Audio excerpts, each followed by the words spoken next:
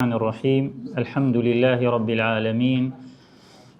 والصلاة والسلام على خير خلقه محمد وآله وصحبه أجمعين. أما بعد، ما مستياني قدر قران، السلام عليكم ورحمة الله وبركاته. بابتكي من ميجوي فرمودا لبيغمبر ودرودي خواهي لسربي تا دقات إمام بخاري دەمانەوێ لە ڕووی مێژوویەوە بیسەلمێنین کە ئەو فەرموودەی لە سەردەمی پێغەمبەر بووە هەمان ئەو فەرموودەیە بووە لە سەردەمی بوخاری، چونکە گومان دروست دەکرێتن لەلایەن مستەشریقەکان و هەندێک لە مسەقەفەکانی موسڵمانانیش قەناعەتیان پێکردووە و هەمان قسەی ئەوان دووبارە دەکەنەوە کە فەرموودە لە سەردەمی ئیمامی بوخاری نووسراوەتەوە بۆ کاروباری مەبەستی سیاسی یان دەستی سوڵتەی لە پشت بووە. ئێمە کە عەرزی ئەو بەڵگانە دەکەین و بەڵگە مێژوویەکان کە ئەوەی بۆ دەڵێن بەڵگەی مێژووی، چونکە ئەوەی موسڵمان بێ و غەیرە موسڵمان بێ، بڕوای بەدین هەبێ و نەبێ، دەبێت قەناعەت بکات چونکە بەڵگەکە بەڵگەیەکی بێلایەنە، ئیزافەتەن لەوەی ئەمە بەڵگەی دینیشمان هەیە، بەڵام لێرە زیاتر تەرکیز دەکەین لەسەر بەڵگەی مێژووی. بابەتەکەشی خوات زای بداتەوە، هی عالمێکی ئوردونیە بە ناوی دکتۆر ئەحمەد سنەوبەر، بەخۆشی باز دەکات کە ئەو بابەتە ئەو کتابەی لۆ دانایە وەختی خۆی چۆیتە تورکیا، دەڵێ لە هەموو عالەمی عەرەبی بابەتێک نەبووە لە کولیاتەکان بخیندرێتن، ئەنگۆش ئەوانی مەسەن کولیاتان دیتە مەسەن علومی حەدیث و مستەڵای حەدیث و ئەوانەمان خیندیە لە کولیات و لە حوزە، بەڵام بابەتێک نەبووە بە ناوی مێژووی فەرموودە، بەڵام لە تورکیا هەبووە. سەبەبەکەشی باز دەکات لە تورکیا هەبووە، چونکە دەڵێ ئەوان نزیکن لە مستەشریقەکان، یعنی وەکوورەی حدودیان تورکیا لەگەڵ مەسەن برین غەرب نزیکە، بۆیە دەڵێ لەوێ مادەیەکە بوو، دەڵێ منش لە مەسادیری عەرەبی گەڕام شتێکی ئەوهام دەست نەکەوت، بۆیە 3-4 ساڵ شتم کۆ کردەوە تا دوایی اقتراحیان کرد کە بکرێ بە کتابێک، تا دوایی پاش 4-5 ساڵ و دیراسەکردن و مراجعەکردنی چەندین ئەو کتابە دەرچوو کە من النبي إلى البخاري دراسة في حركة رواية الحديث ونقده في القرون الثلاثة الأولى. منش هەستاوم کورتم کردوتەوە لە بەخۆی تەلەفۆنیشم بۆ کرد، گوتم ئەگەر مختصرێک کتێبێ عادەتەن تەڵەبەی کولیە، چونکە ئەو لە کولی خۆشمان کردومەتە مەنهەج ئەو ساڵ گوتمەوە، وتم ئەگە کورد بێتن ئەوە 420 لاپەڕە تقریبا بەس باسی کتابەکەیە، وتی وڵای هەندێک برادر بەتەمانە لە ئوردن بیکەنێ، دوای کە هەر نەکرایە من هەستم بەو شێوەیە کورتم کردەوە، هێشتاش ماوە مراجعی و هەندێک ئەخطائی کۆمپیوتەری و ئەوانەی تێدایە. ئەوە وەکو برەی بیدایەتی بابەتەکە. بچینە ناو بابەتەکە، ئەو کتابە باسی چ شتێک دەکاتن بۆ ئێمە، یعنی لە بیدایەتەوە تا کۆتایی تەرکیز لەسەر دوو خاڵ دەکاتن. لە مقدمەکە باز دەکات، دەڵێ دەمەوێ ئیسبات کەم هل كانت رواية أحاديث النبي رواية طبيعية منسجمة مع حركة التاريخ في القرون الثلاثة الأولى. آية رواية حديث رواية شي طبيعي بوا لقل هرس قرنك دقنجايانا، وهل كانت ما يشهد لها لطبيعيتها أو ما يشهد لعوامل تزوير واسعة لابستها. آية لقرني سي حديث شي زور تزوير كراوة وداخلي ناو حديثة كان كراوة وكسش بي نزاني،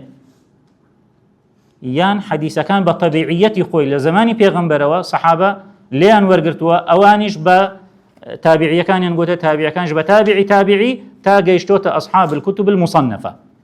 كشش كتاب من هي أجر إمامي أحمد ودارمي وأوانش حساب كي دبت كتبي 9.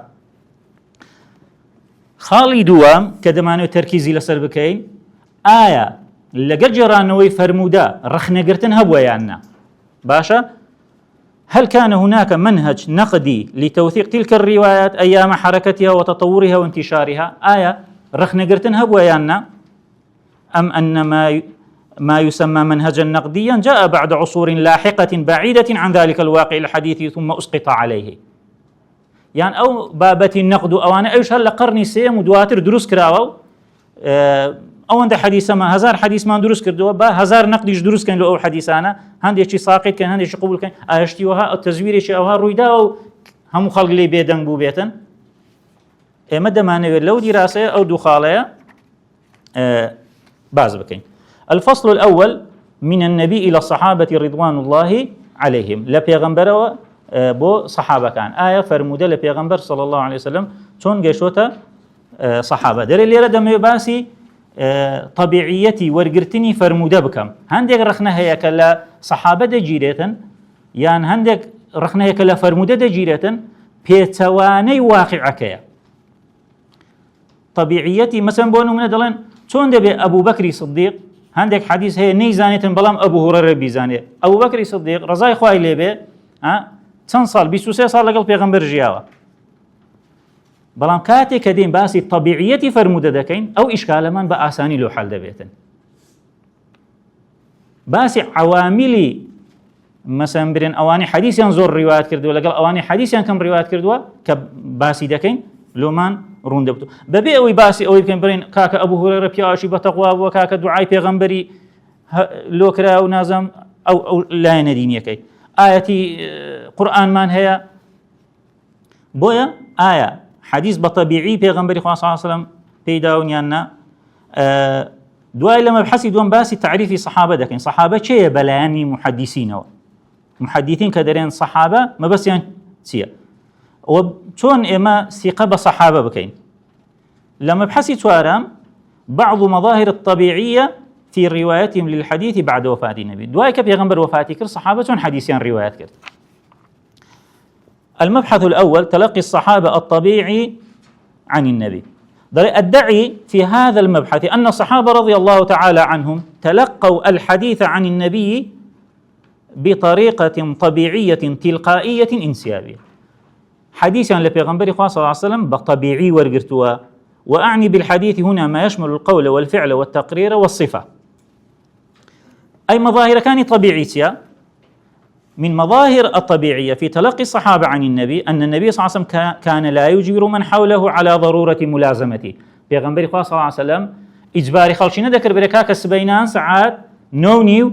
أمن فرمودي مثلا برين باش نيجي السبينان عندك فرمودتان لو باز دكم دبي هموتان ليربن. پیغمبر صلى الله عليه وسلم همو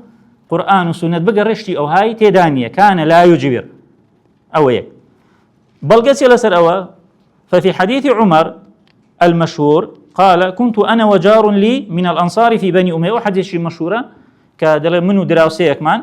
كأنصاري بو روجشان أو دتو خدمة پیغمبر صلى الله عليه وسلم أمن دتو ما إيش خريجي تجارة وأنا دبو إيواري دتو ملاي هرتي باسي أو روهبو كأول خدمة پیغمبر بو بويد جرامو روجي باشر أمن دتو أو دتو خريجي زراعة أو إخوان بو ئێوارە ئەو دەهات مەسمبرین شتەکانمان لۆ یەک باز دەکرد. کەواتە پێغەمبەری خوا صلی الله علیه و سلم نەیگوت ئیمامی عومەر تو کەسی دووەم و سێمی لە ئیسلام و دەبێ هەموو ڕۆژێک بێ ئەمن چی دەرێم دەبێ جەد لێبێتن. کەواتە طبیعیە ئەگەر ئیمامی عومەر حەدیثێکی نەزانی بێتن. بۆیە لە بابەتی حەدیثی ئیستئذان یەقەی چێ دەگرێتن ئەبوو موسای ئەشعەری دەڵێ أو حديث لشيء هنا وجملنا بورا شاهد ملو بياكا وانيا أو أجبيو للانيش كوتا مشاكل بريكاكا تون دبي إمام عمر بو جوري خوي حديثك هي نيزاني به بو بطبيعيتي سردمي پیغمبر صلى الله عليه وسلم إشكالك سارة سردبيتن. بويا برائي كوري عازب دليسي ما كل الحديث سمعناه من رسول الله. أما هم فرمودك ما لبيغمبر خواجه لنبوة كان يحدثنا أصحابنا وكنا منشغلين في رعاية الإبل. وكان من نتائج عدم الملازمة التامة هذه أن خفيت بعض الأحاديث على بعض الصحابة بل على كبارهم لبيا وقوركانيان أو فرمودانا بويا تماشادك لبابتي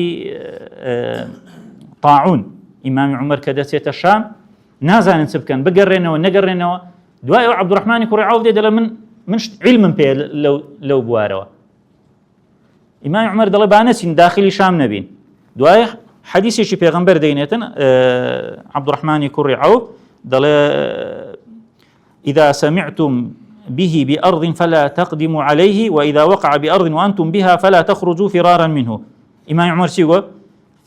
فحمد الله عمر ثم انصرف. سواء سخواي قوري كر کە ئەوش پێشتر دەویست بگەڕێتەوە وتی مەشهورە دەرێ گوتیان ئەتەفیڕ من قەدەر الله لە قەدەری خوای گەورە ڕادەکەی ئەی مەعمەر بڕۆ داخلی شام بە گوتی بە قەدەری خوا لە قەدەری خوا ڕادەکەین. و ئیمامی عومەر بەخۆی سەبەبەکە باز دەکاتن لۆ حەدیثی ئیستئذانی نەزانیوە دەڵێت ئەلهانی الصفق بالأسواق ئەمن خەریکی تیجارەت بووم لە بازار ئەو حەدیثانەم لە دەست چووە. ئەوە خاڵی یەکەم. خاڵی دووەم أن الصحابة رضي الله عنهم كانوا يتصرفون بغير تكلف. صحابة كان تكلفيان لخوان ندكر حديث كانيان زور باعتيادي دجراوت اما بويا ثقة بصحابة دكين چونکە حەدیثیان جێراوەتەوە یعنی جاری وهەیە ناخۆشە بۆ ئەوان مەسەن دایکمان عائشە حادیثەی ئیفکی جێراوەتەوە وانە کە بوختانی پێکرا و زۆر ناخۆشەکە دەیخین و ڕاستە لە ئاخیری قورئان بەڕائەتی بۆ دەینتە خوارێ بەس تۆ وەرە جورئەت بکە بوختانی خۆت بجێڕیەوە وانە یان ئەباذەر ئەو حەدیثەی جێراوەتەوە یا ئەباذەر ئینەکە ضعیف وئینەها ئەمانە تەسەور دەکرێت کەسێک حەدیثێک لە زدی خۆی بجێرتەوە دوایش پاش وفاتی پێغەمبەری خوا خیانەت لە پێغەمبەری خوا بکاتن و بچێت دروی بەدەوە بکاتەوە حاشاهم. و هەروەها دایکمان عائشە حەدیثی غیرەی خۆی دەجێڕتەوە کە لە حەفسەی کردووە و پێکەوە لەگەر سەودە ئیتیفاقیان کردووە و بووە سەبەبی نزولی ئایەتی سوورەتی تەحریم کەواتە ئەوانە شتەکانیان جێڕاوەتەوە بەبێ تەکەلوف بەبێ ئەوەی بڵێن کاکە ئەوە شەرمە ئەوە عیبە نە كبار صحابة شنو إنك امرؤ فيك جاهلية مثلا پیاوێکی زۆر گەورە بۆ ئەبوو ذەر غیفاری سيدي غیفار بۆ بەڵام ئەو حەدیثە جێڕاوەتەوە إنك امرؤ فيك جاهلية. خاڵی سێیەم لم تكن الكتابة طريقة أساسية ومعتمدة في التحمل عنه. نووسینی فەرموودا ڕێبازێکی پاڵپشتیکرا و پشت پێ بەست نەبووە لەو سەردەما یعنی سەد بڵێ هەرچی پێغەمبەری خوا صلی الله علیه و سلم وتی بێتی ئەوان نووسی بێتیانەوە. ئەوە شێشێکە لە خاڵە طەبیعیەکان کە زۆر ئیشکالمان لۆ حەل دەکاتن. ئێستا مەسەڵەن برین ئەوانێک کە بەناو قورئانیەکان یان مستەشریقەکان ڕخنە لە فەرموودە دەگرن لەبەر ئەوەی نەنووسراوەتەوە کاکە ئێوە دەتانەوێت فەرموودەکە بەڕاستی گەشت بێتە دەستمان یان ئیلا بە نووسراوی دەکرێت فەرموودەکە نووسرا بێتەوە و غەڵەتیش بێ و دەکرێت لەبەر کرابی و هیچ غەڵەتیش نەبێ و عەکسەکەشی تەواوە جارێوە لەبەر کراوە و غەڵەتی تێدا کراوە بەڵام نووسراوەتەوە غەڵەتی تێدا نەکراوە. هەردووچیان تەوا مەرج نییە نووسین بەڵگە بێ لەسەر ئەوەی کە بەڕاست و ڕووسی ئەسڵەن لە سەردەمی پێغەمبەری خوا صلی الله علیه و سلم کە فەتح و ضەممە و نوقتە نەبووە ئێستا هەم ئەوەی کەسێک بینە کە قورئانی لەبەر بێتن قورئانی ئەو سەردەمە بینە پیشانی بدە کە لەو سەردەمە نووسراوەتە نازانی بیخوێنێتەوە وانە چونکە نە حرفەکانی و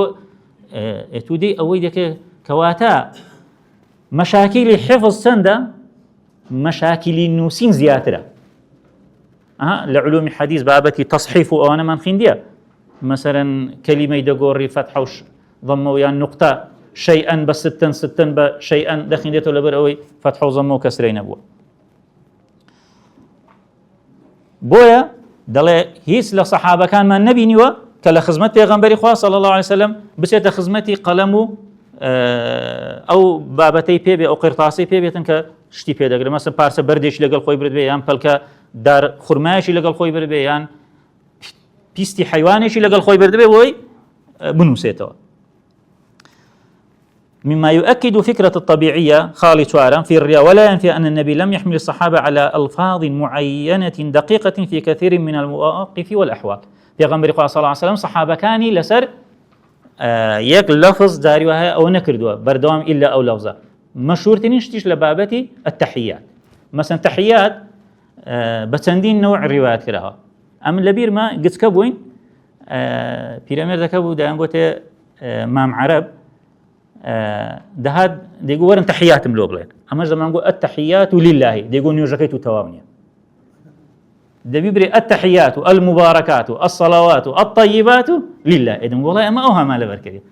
بەڵام ئێستا لۆمان بە دەردەکەوی عليكم السلام ورحمة الله وبركاته کە التحيات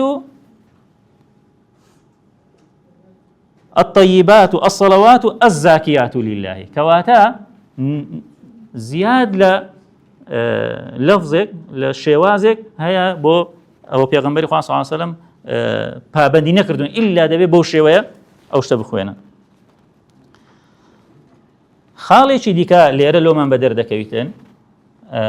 کە ئیتارە دەکرێتن پێغەمبەری خوا صلی الله علیه و سلم کە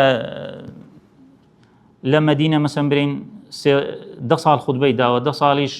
جارانی هەفتەکان بکە نزیکەی 500 خوتبەیەک دەردەچێتن کو ئەو 500 خوتبەی پێغەمبەری خوا صلی الله علیه و سلم ئەگە فەرموودە ڕاست بێ ئەگەر فەرموودە حجە بێ ئەی ئەو 500 فەرموودەی پێغەمبەری خوا صلی الله علیه و سلم کە خوتبە بووە لە چێ بووە دێت خوتبەی ئەو سەردەما مەسەن ئێستا و تازە مامۆستا سەید هاتە ژۆرێ ئەمە لە نۆتەکان مەسەن جاری وها بوو نیو سەعات 45 دقیقە قسەی دەکرد و من دەزانین 10 دقیقە قسەی کردووە بین ئەو نەوعە خوتبەیە بڵێن کا ئەو نەوعە خوتبەی پێغەمبەری خوا صلی الله علیه و سلم ئەگەر نیو سەعات خەتیب ئێستا کە قسە دەکاتن دەکات چەند نووسین 4-5 پەڕ وانە وانە ئەوەی جارانی 500 بکە کەواتە بەلایانی کەم دەبێ ئێمە مەسەن برین 20 مجلدمان هەبێ بەس لە خوتبەکانی ئەی کوا ئەو 20 مجلدە کاکە شێوازی بیرکردنەوەکەی ئێمە غەڵەتە چۆن یەکەمینیان طبيعة خطبه پێغەمبەری خوا صلی الله علیه و سلم خوتبەکانی طبیعی بووە فهي لم تكن طويلة مسهبة خوتبەکانی پێغەمبەری خوا صلی الله علیه و سلم درێژ نەبووە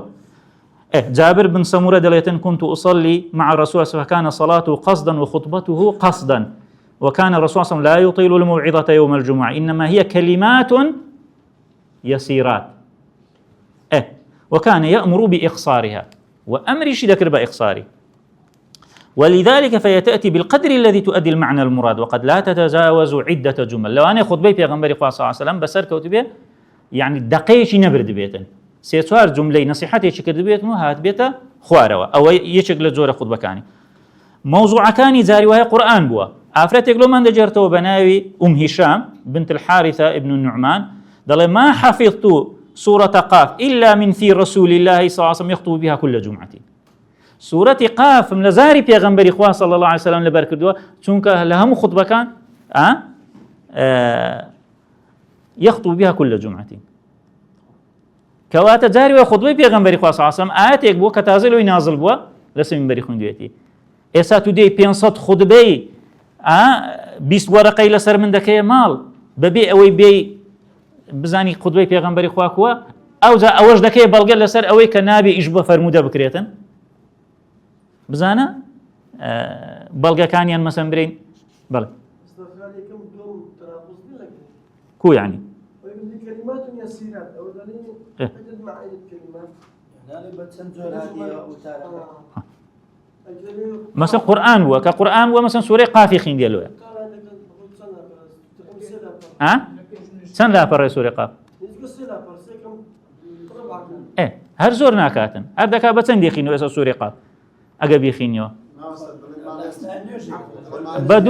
بدو دقيقة خينيو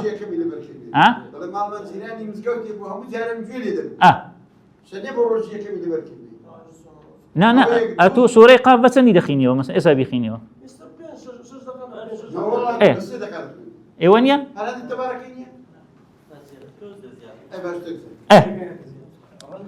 وهذا يشير إلى أنه قد يعيد الخطبة في أيام الجمعة أو بلغي لسر أوي خطبة كاني دوباره كردوته وكواتا إما 500 خطبة ما لسر مالنية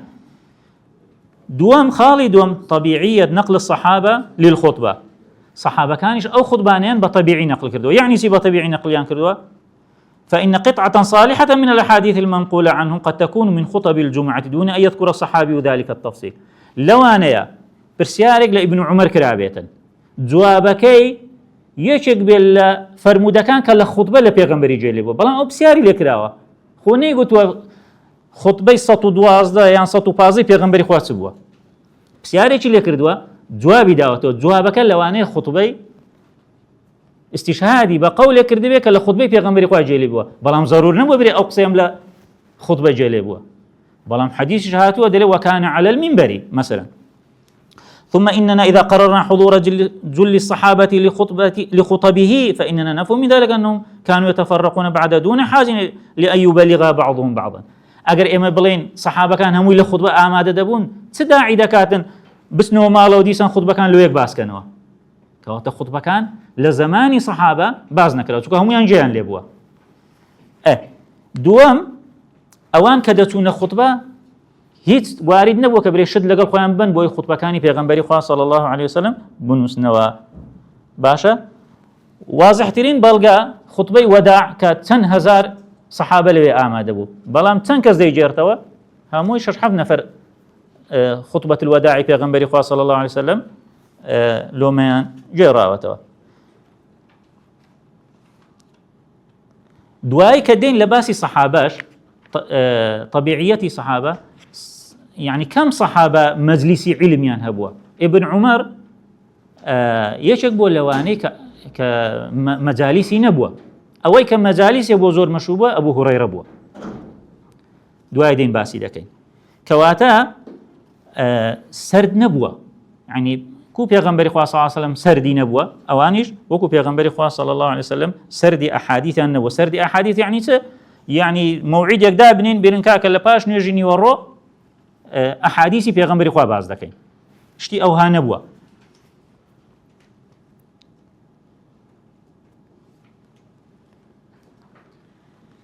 بويا خطبەکانی پێغەمبەریان صلی الله عليه وسلم باس کردووە بەبێ ئەوەی بڵێن ئەوە خوتبەی پێغەمبەرە. لەگەڵ ئەوەشدا وڵامی قورئانیەکان بۆ شوێ دەدرێتەوە چەندین کتابمان هەیە دوو عالمی تونوسی هەنا دوو کتابم زۆر لە ئینتەرنێت گەڕام ئەو دوو کتابم دەست نەکەوت بەڵام لە کتابێک هەیە باس دەکات ناویشیان دەینیتن تونوسینە بەڵام کتوبی دیکە زۆرە مثلا ئەوە هیناوە ئیتحاف الأنام بخطب رسول الإسلام لمحمد خليل الخطيب خطبەکانی پێغەمبەری خوا صلی الله علیه و سلم کۆ کردوتە لە ناو کتوبی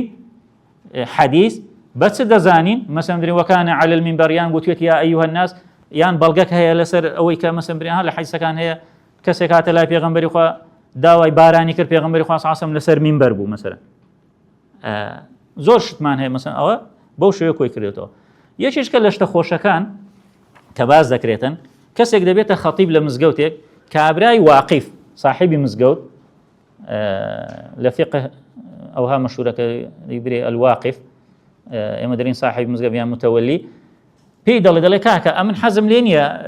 أقوال ومقوال من لوباسك يقصي أو دواي مثلا بري هي نائة مزقوت وهي دلي كاكا أو باسي أقوالي أو دكاتنو أمن دمي بس خطبي بيغمبر من لوباسكي قيناكي صحابة وآنش تدابي أقرنا أتنا يبيا خطيب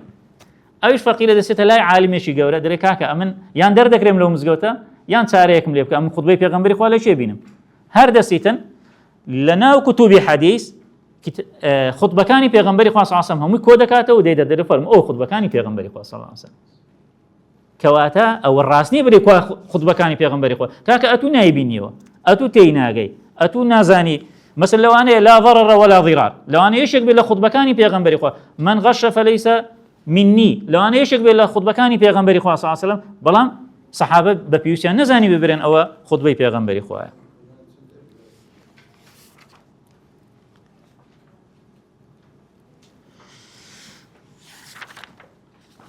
دين سر بابتي إشكال مبحثي دو من هو الصحابي صحابة شيء ولماذا أكثر بعضهم من الرواية دون آخرين كاكا أما حديثي لوهر بقرين أبو هريرة 5000 حديثي روايات كردوا كسي يجبوا صعلق لخزمتي بيغمبر بوا كمشي دكاتو لا شر خيبر مسلمان بوا دلي صعلق 2 سال مسلمان بوا نازم أنا لا حفتي هجري مسلمان بوا هاتوتا مدينة بيغمبر لوي نبوا أي بيغمبر ليش تويتا خيبر راس دروات خيبر لوي مسلمان دبيتن باش دارج لشر كي دكاتن ليرة يكم جار بيناسي صحابة زورة بلام أهل حديث بو أو بيناسيان هالبجاردوا ابن حجر سدريتن يعني بخاري سدري من صحب النبي أو رآه من المسلم هو من أصحابه باسي رآدك ديتن لو چونك لسنة كان أما بيوس من بتسيا باللقية هي حديث بس ضعيف دبيتن أجر كسي شنو ديت بيه وبلا عن فلان يعني سمعت فلان يعني حدثني فلان ونيشي بيني بويا دانوي تأكيد كان أو صحابة بو وبيغمبري بيني وكدري قال الرسول الله صلى الله عليه وسلم أو قالي تواوا يعني سمعت رسول الله سمعك تواوا يعني بيغمبري بيني ويانا ئەوان پێویستیان بۆ خاڵێ بەڵام ئوسوڵیەکان پێویستیان بە چییە؟ پێویستیان بە کەسێک بە سەحابە دەگوترێتن کە زۆر لە خزمەتی پێغەمبەر بێت کە فەضائیلی زۆری هەبێ کەواتە ئیشەکان جودانە کە ئەهلی حەدیث دەڵێن ئێمە بەس ڕؤیە و لوقیەمان دەوێتن یان ابن حەجەر تعریف مشهورك الصحابي هو من لقي النبي مؤمنا به ومات على الإسلام مثلا أو أصولية كان بور رازي نابن مثلا بري بلام أوان إشي خوان بهيا أهل حديث إشي بو أو هيا معنى أوان يك كسيك بيغمبري يك جاردي تبه همان فضلي أو كسي هيك زور لخزمتي بيغمبر ولا كباري صحابة لا ما بس يعني أويا يعني الروايتك أو كاتا صحيح دردت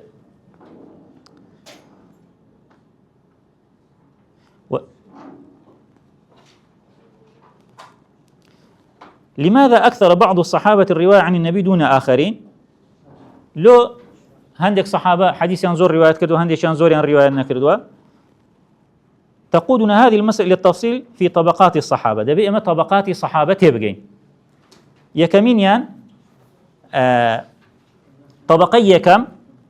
من حدثوا وأفتوا وأقرأوا ثم قضوا نحبهم في زمن أبي بكر وعمر عندك صحابة من هي لزمان إمام بكر وإمام عمر وفاتي كردوا عندك من هي مثلا أو أنا أوكو شيء أوكو أبو عبيدي كري جراح بلال معاذ كري جبال وغير وطبقي دوم أواني لزمان إمام عثمان وإمام علي وفاتي كردوا عبد الرحمن كري عوف وطلحة وزبير ابن مسعود أوانا كتيدة كأوانا لو كاتا وفاتي كردوا زور إشكال من لو حل دكا كإسا دواي دين سري طبقي سيم أواني لزمان معاوية وفاتيان كروكو أبو موسى أشعري أبو هريرة وعائشة رضي خوان لبيتن وهم أواسط الصحابة سنا طبقي توارم من توفوا في زمن يزيد وعبد الله بن زبير رضي الله عنه حتى استوثق الأمر لعبد الملك أواني لو سردما وفاتيان كروكو ابن عباس وابن عمر وجابر جابر بن عبد الله وجابر بن سمرة وزيد بن أرقم وأبو سعيد الخدري أوانا رضي خوان لبيتن لو سردما وفاتيان كردوا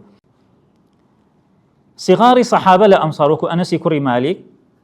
وسهل بن سعد وأبي أمام الباهلي أو أنس بيان دكتوري صغاري صحابة كأنس كري مالك لصالي نوتودوي كوتي وفاة دكاتن بين السربابة المكثرون والمقلون من الصحابة بو هي حديث زور روايات كله هي زور روايات أما المكثرون فيذكر علماء الحديث 7 من الصحابة بيان دكتوري أصحاب الألوف السبعة يكمينيان شيء أبو هريرة 5374 حديثي رواية كله ابن عمر 2630 أنس كري مالك 2286 دايك من عائشة رضي إخوائي لبيتن 2210 ابن عباس رضي إخوائي لبيت لخوي بابي 1606 جابر 1540 وأبو سعيد خدري 1107 رضي الله عنهم أجمعين لباش أوان شيء ديتن ابن مسعود 838 حديثي رواية كردوا لمسندي باقي كري مخلد وعمري كري عاص عبد الله كري عمري كري عاص حفصت حديث دوايدين باز لكن عمري كري عاص له حديثي كم رواية كردوا أدي أواني مقلا أبو بكر خالد حتى الروايات هذا يك حديثي صحيح مانية لإمام أبو بكر رواية كرابي هندك ضلين بقى هندك هي صحيحة أسباب تيا أولا الزمان لو أبو هريرة حديثي زور رواية كردوا چونك أبو هريرة لصالي 57 وفاتي كردوا دكا يعني تن 47 سال لباش بيغمبري خوا جياو كسيك 47 سال لباش بيغمبري خوا جيان بسر با و دبي حديث زياتر لكسيك رواية بكاتن كدو سال لباش بيغمبري خوا وفاتي كردوا كإمام أبو بكر سردمي إمام أبو بكر و خالش كشك إمام أبو بكر مشغول بو بخلافت ولا سردمي أو مثلا برينك أو وفاتي كردو خلق زور بيوسي با حديث نبوة تابعي مثلا كم بوا همو أواني دوري بري جيان لي بارك الله فيك ابن عمر لسن وفاتي كردو كأي شيء شكل لمكثيرة كان لدواي شيء ديتن لدواي أبو هريرة ديتن 2606 حديثي روايات كردوا لمسندي بقي كري مخلد أنس لصالي نوتودو يا نوتسي وفاة دكاتن دايك من عائشة 57 أوانا همو ناقص دي بكا دكاتن أو صالة درديتن كأون دا صالة لباش بيغمبري خواجياو کەواتە ئیمام ئەبوو بەکر لە چەند وەفاتی کردووە؟ دەکاتە یعنی چەند یعنی چەندی هیجری ئێستا ئەوڕۆ ساڵیشمان گۆڕای هیجری 1448 وەنیە یەکی محەڕەمی 1448 ئەگە لە سێز دەبی کەواتە دەکات چەند ناقص دەی بکە 2 ساڵ و نیم 3 ساڵ لە پاش پێغەمبەری خوا. ئێستا دێ دەرێکاکە وڵا حەدیث قبول نییە لەبەر ئەوەی ئەبوو هورەیرە حەدیثی زیاتر لە ئیمام ئەبوبەکر جێڕا لەبەر ئیمام ئەبوبەکر 23 ساڵ لە خزمەت پێغەمبەر بووە ئەویان 3 ساڵ کو دەبی ئەویان. ئێستا ئیشکالەکە خەریکە حەل دەبێتن. ثانیاً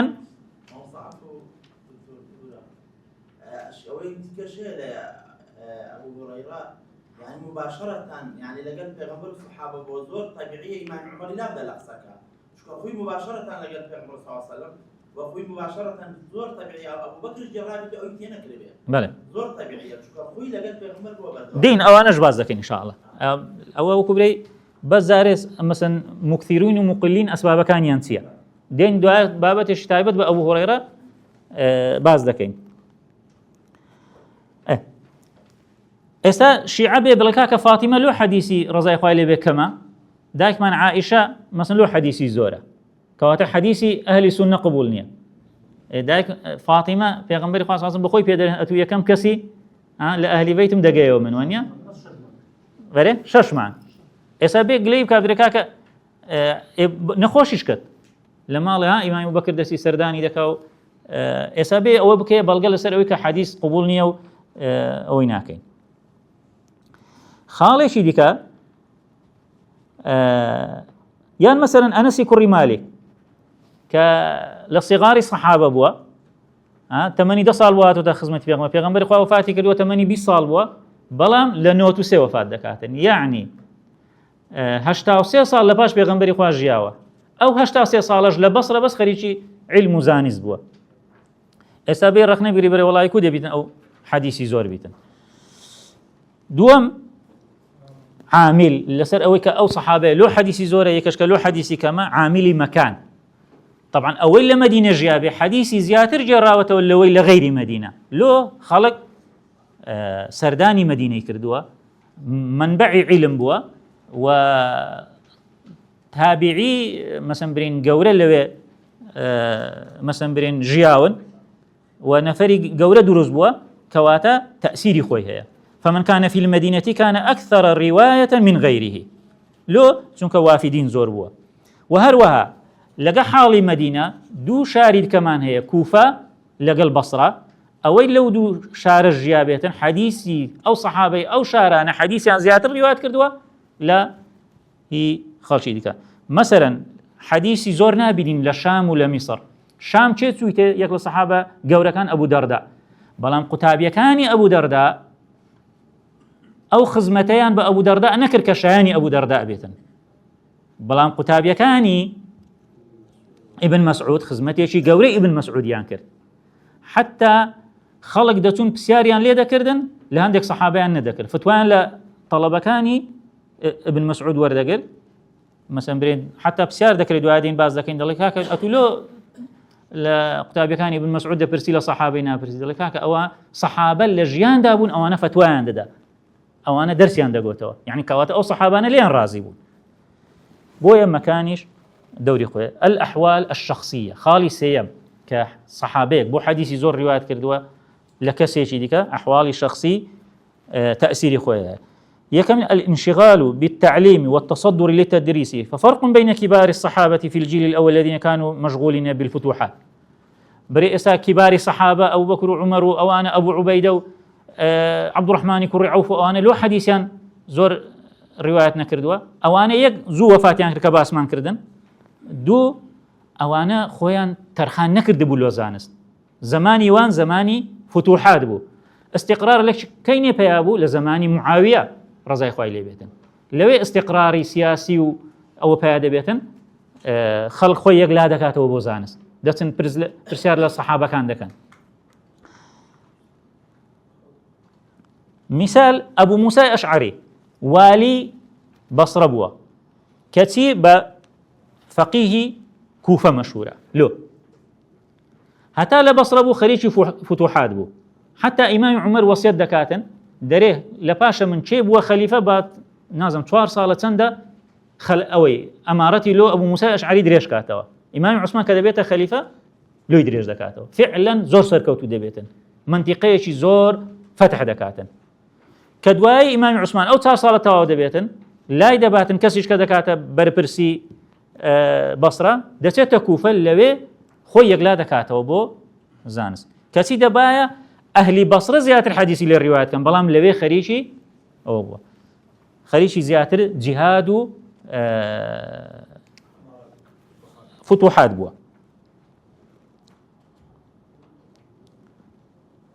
و هەروەها جیاوازیە لە کەسێک کە خەریکی عیبادەت بێتن مەسەن دەمیدی باسمان گوتمان دێن باسی عەبدوڵڵای کوڕی عەمری کوڕی عاز دەکەین مەسەن حەدیسی لۆ زۆر نەبوو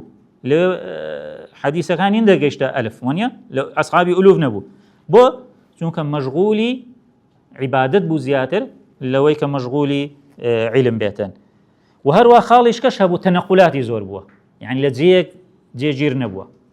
یعنی سەفەری زۆر کردووە لە بینی مەکە و مەدینە و میسر لەو سێ شوێنە زۆر هاچۆی کردووە خاڵشی کە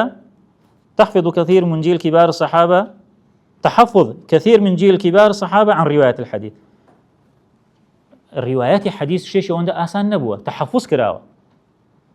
زور زار حديث يعني مثلا بين للصحابة كان روايات كرو صحابة لصحابة روايات كردوا نيدا وتبال بيهم وتيان كاكلون هذا بال بيغمبري خوا وتينا أجا غلط بيتن با غلط تكلو أوي بيتن نج أم غلطك بدل ما بال بيغمبري خوا شكو بيغمبري خوا من كذب عليه متعمدا فليتبوأ مقعده من النار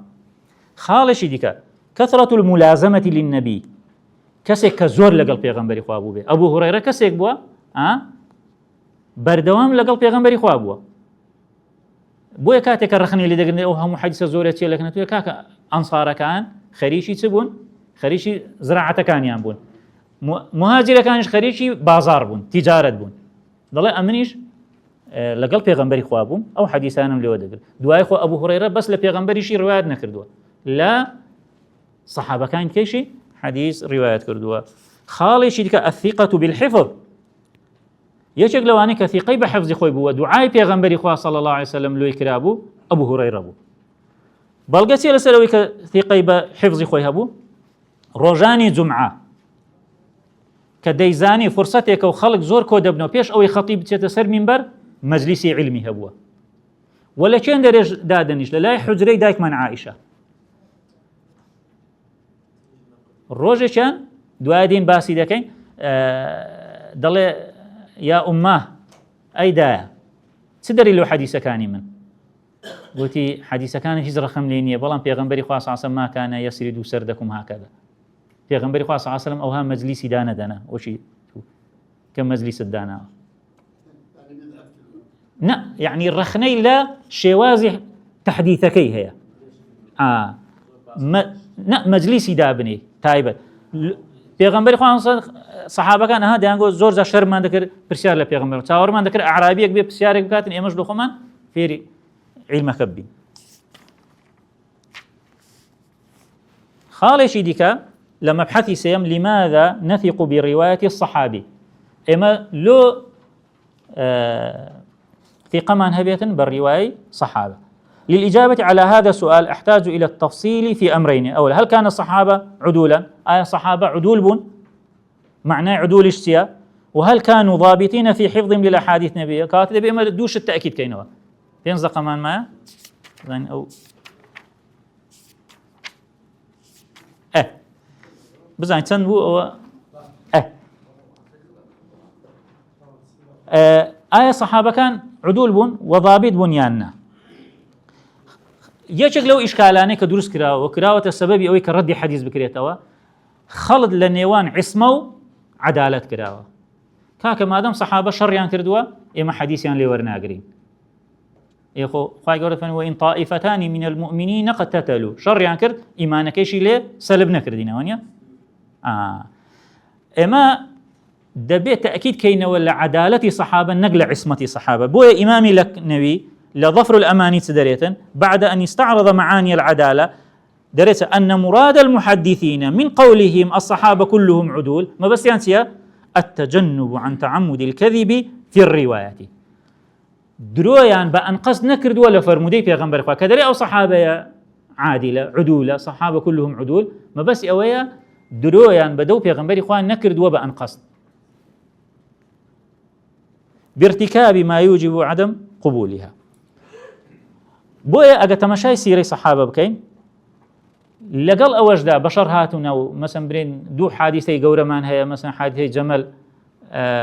إمامي علي لقر دايما عائشة لقر صفين معاوية لقر علي رضاي إخوان لبيتن شرشي زور زور كراوة لقل أوجدا كسيان آمادا نبونا حديثك دروز بكن مثلا إمامي علي كتايبد مندي زور هو لقل بيغمبر إخوة دايما عائشة تايبد مندي زور زور هو لقل بيغمبر إخوة ديتواني حديثك حاشاه دروز كاتم بلي روجة كان پیغمبری خوا بمنی گوت اتو لگر امام علی بشر دی و اتو لسر حقی نیدتوانی وبره همو خلشش بی باور دکر بلام آیه وی گوت لنا خوشترین کاتیش بو آیه گوتی کاکا اگه وی گوت بانی وی مثلا برین زیشی امام علی ده هاتا صفی او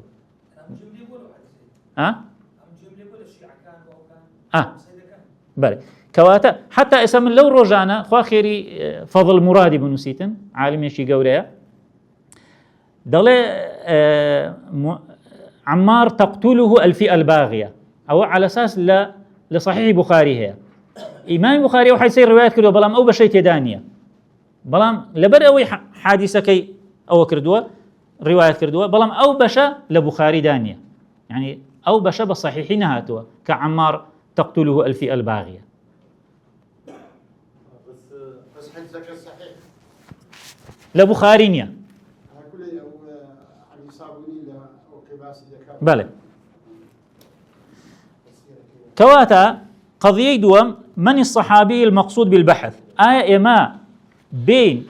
مثلا بين 150,000 120,000 صحابة مانها بين يك بزانين أوانا هم عدول بونا يانا يعني لحديث أما تنها أو صحابانا ما اندويتن كحديث يعني روايات كردوا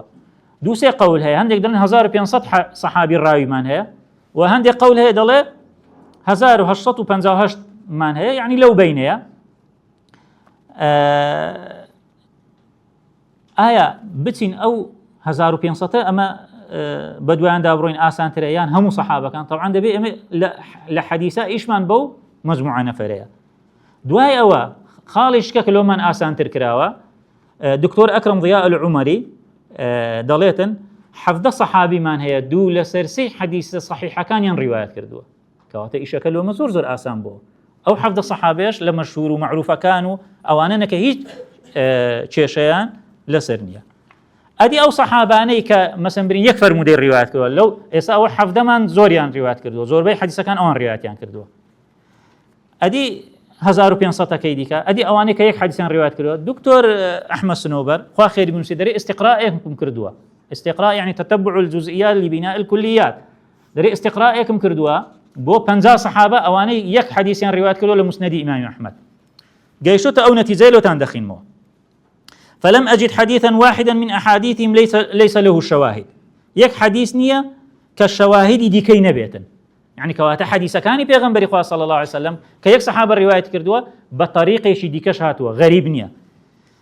بلام أو صحابيتنا أو حديثي الرواية كردية فكل أحاديث 50 له شواهد هم شواهد فضلا عن أن ما يقرب من ثلثيها لا تصح نسبة إلى ذلك الصحابي دولة سرسي حديثة كان نزيكي دكا 65 حديثك صحيح نية نسبة داني أو حديثة ولا أو صحابية كانت حديثة كان ضعيفا وأن الأحاديث الصحيحة في الأحكام منها لا تتجاوز 8 أحاديث هشت حديثان لون بدر كوت صحيحة لأحكام أو هشت حديثة كما سنبرين يك صحابة يك حديثي الروايات كردية حديثي ديكا هيا باشتر لو هشت حديثة لو بابا كبيوش ما بو هشت حديثة جنية واضحة؟ يعني كواتا تفردي صحابي كيك حديثي الروايات كرد بيتن أو وزع كيتي دولة سرسي حديثة كان صحيح نينا وحديثي دي كمان هي لو بابا بصحيحي كزياد ليك صحابة حديثة كي الروايات كردوا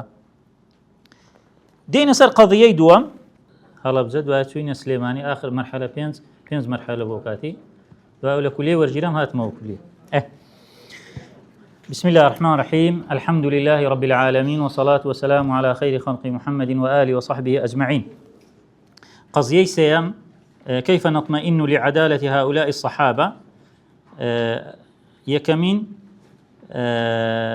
إذا كانت العدالة بمعنى أنهم لا يتعمدون الكذب، وكان المقصود بها هم الصحابة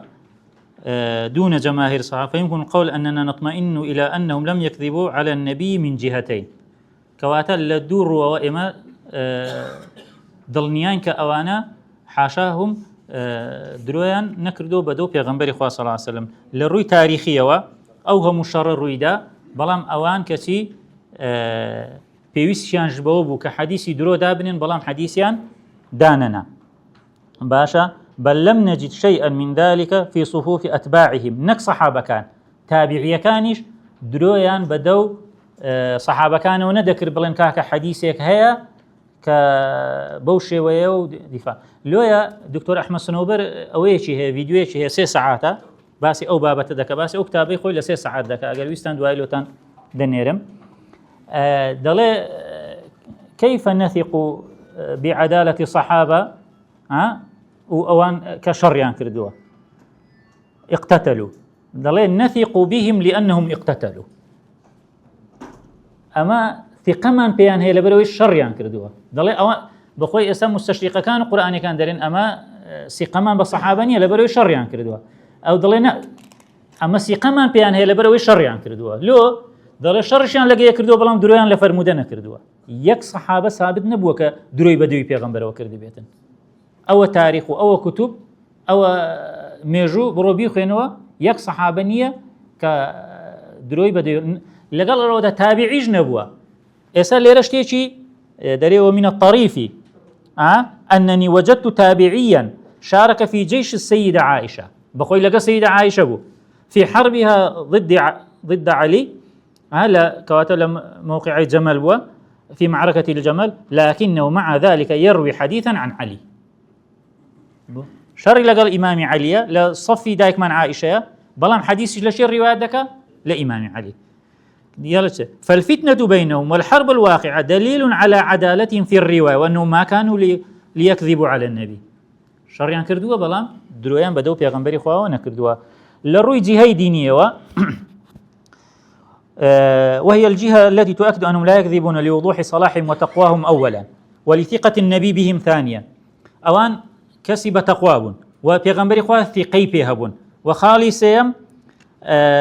وحي قرآن مدحيان دكاتن أو جيلة شي تايبد بونا جيلي صحابة. أما أولا فإنهم لا يكذبون لصلاحهم وتقواهم، فقد اشترى شدة الالتزام بأوامر النبي. وأوان التزام يعني هو مثلا سيكسبون على 3 الذين خلفوا، بيغمبر قلت لقال ينقصان مكان هم صحابة كان قسيلين سلام ينذكر سلام ينجو سلام جواب دانا واجبة، بلان لبري بيغمبر قلت قسيان لقالنا كان سلام يشيان جواب نددانوا حتى أو ماوي حتى آيات دابزي خوي جورا فرموي أو اللي أنخوش بوم أو يك دو بيغمبر خوي قلت إن كذبا علي ليس ككذب على أحد، فمن كذب علي متعمدا فليتبوأ مقعده من النار. خالي سيم أوانا بكافرش درويان ندكر هتبعاتي أنا وهابو مثلا ما زوج على سيرين نبي باسی جاهلیت دەکرێتن، صفات خراپەکانیان و صفات باشەکانی. یەکێک لە صفات باشەکانیان شەجاعەت بووە، کەرەم بووە، مەسەن برێن درۆ نەکردن بووە. صفەتی خراپیان زۆر بووە، مەسەن عیبادەی ئەوتان و نازەم قەتل و شەڕ و ئەوانە، بەڵام کەرەم و شەجاعە و صدقیانش بووە. بۆیە ئەبوو سوفیان دەڵێت چێ لە حادثەی هرقل، قال أبو سفيان في حديث هرقل المشهور فوالله لولا الحياء من أن يأثروا علي كذبا لكذبت عنه. والله لشرمي أوي درويكم ليه بجرنوا، يعني تأس دروي نكروا بلام درويكم ليه بجرنوا بلين ولا دروي شكر أو لو مجلس دروم ذكر بلام شرم بخو من درومكم. خال شديكا خالدهم ثقة النبي بهم يكمن يعني بيغمبر خواه فرمي بلغوا عني ولو آية. بيغمبر خواه تون بيكشك دلك الثقة فينا بيبلا تبليغي من مكان حديث يشدك دل نظر الله امرئا سمع منا شيئا فبلغه كما سمعه فرب مبلغ أوعى من سامع، فرب مبلغ أوعى من سامع. مما يدل على ثقته بهم، وإلا لما أمرهم بالتبليغ عنه والتحديث. ثانيا إرساله بعض الصحابة إلى الأمصار البعيدة. في غنبري صلى الله عليه وسلم هندك صحابي نارد شويني دوردست، فقد أرسل إلى اليمن معاذ بن جبل وأبا موسى الأشعري، أو دوي نارد شندري نارد يمن برون دين بلاو كانوا يقسي قيبين بن كالتأكيد نبن سطاسد كمعاذ كري جبل أبو موسى أشعري كخيانة لنا كان يكشتك تنبود جرمو تايبت بيرانية بلام يعني معاذ كري جبل مظني أو دكا مثلا برين توريك بكاتوا شي دزاين لبرتي يعني مثلا پیغمبری خو حادثه رود پیش او معاذ بنيريتن بو يمن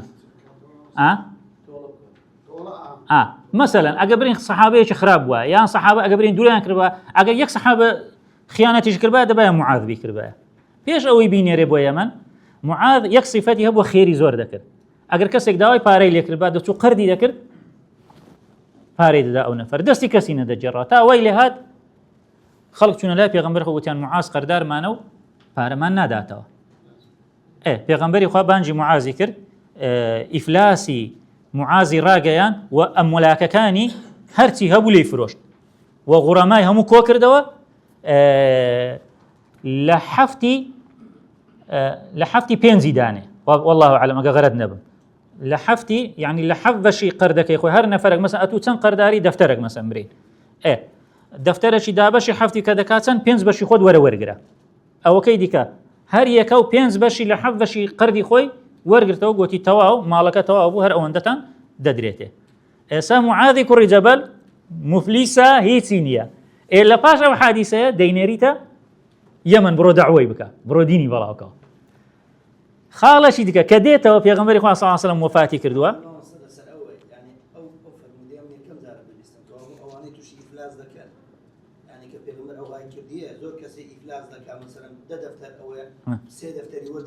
ئەمە سین زەکاتی لۆ خڕدەکەینەوە